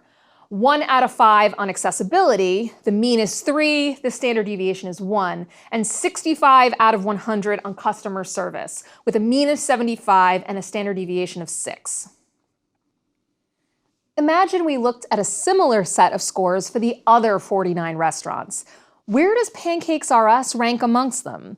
Is it an average case, a low-ranking one, or a high-ranking one? Looking at the data in this raw form, it's hard to say, but if we standardize our data into z-scores, we can actually get a decent sense of the case. For pancakes RS, its z-scores are as follows.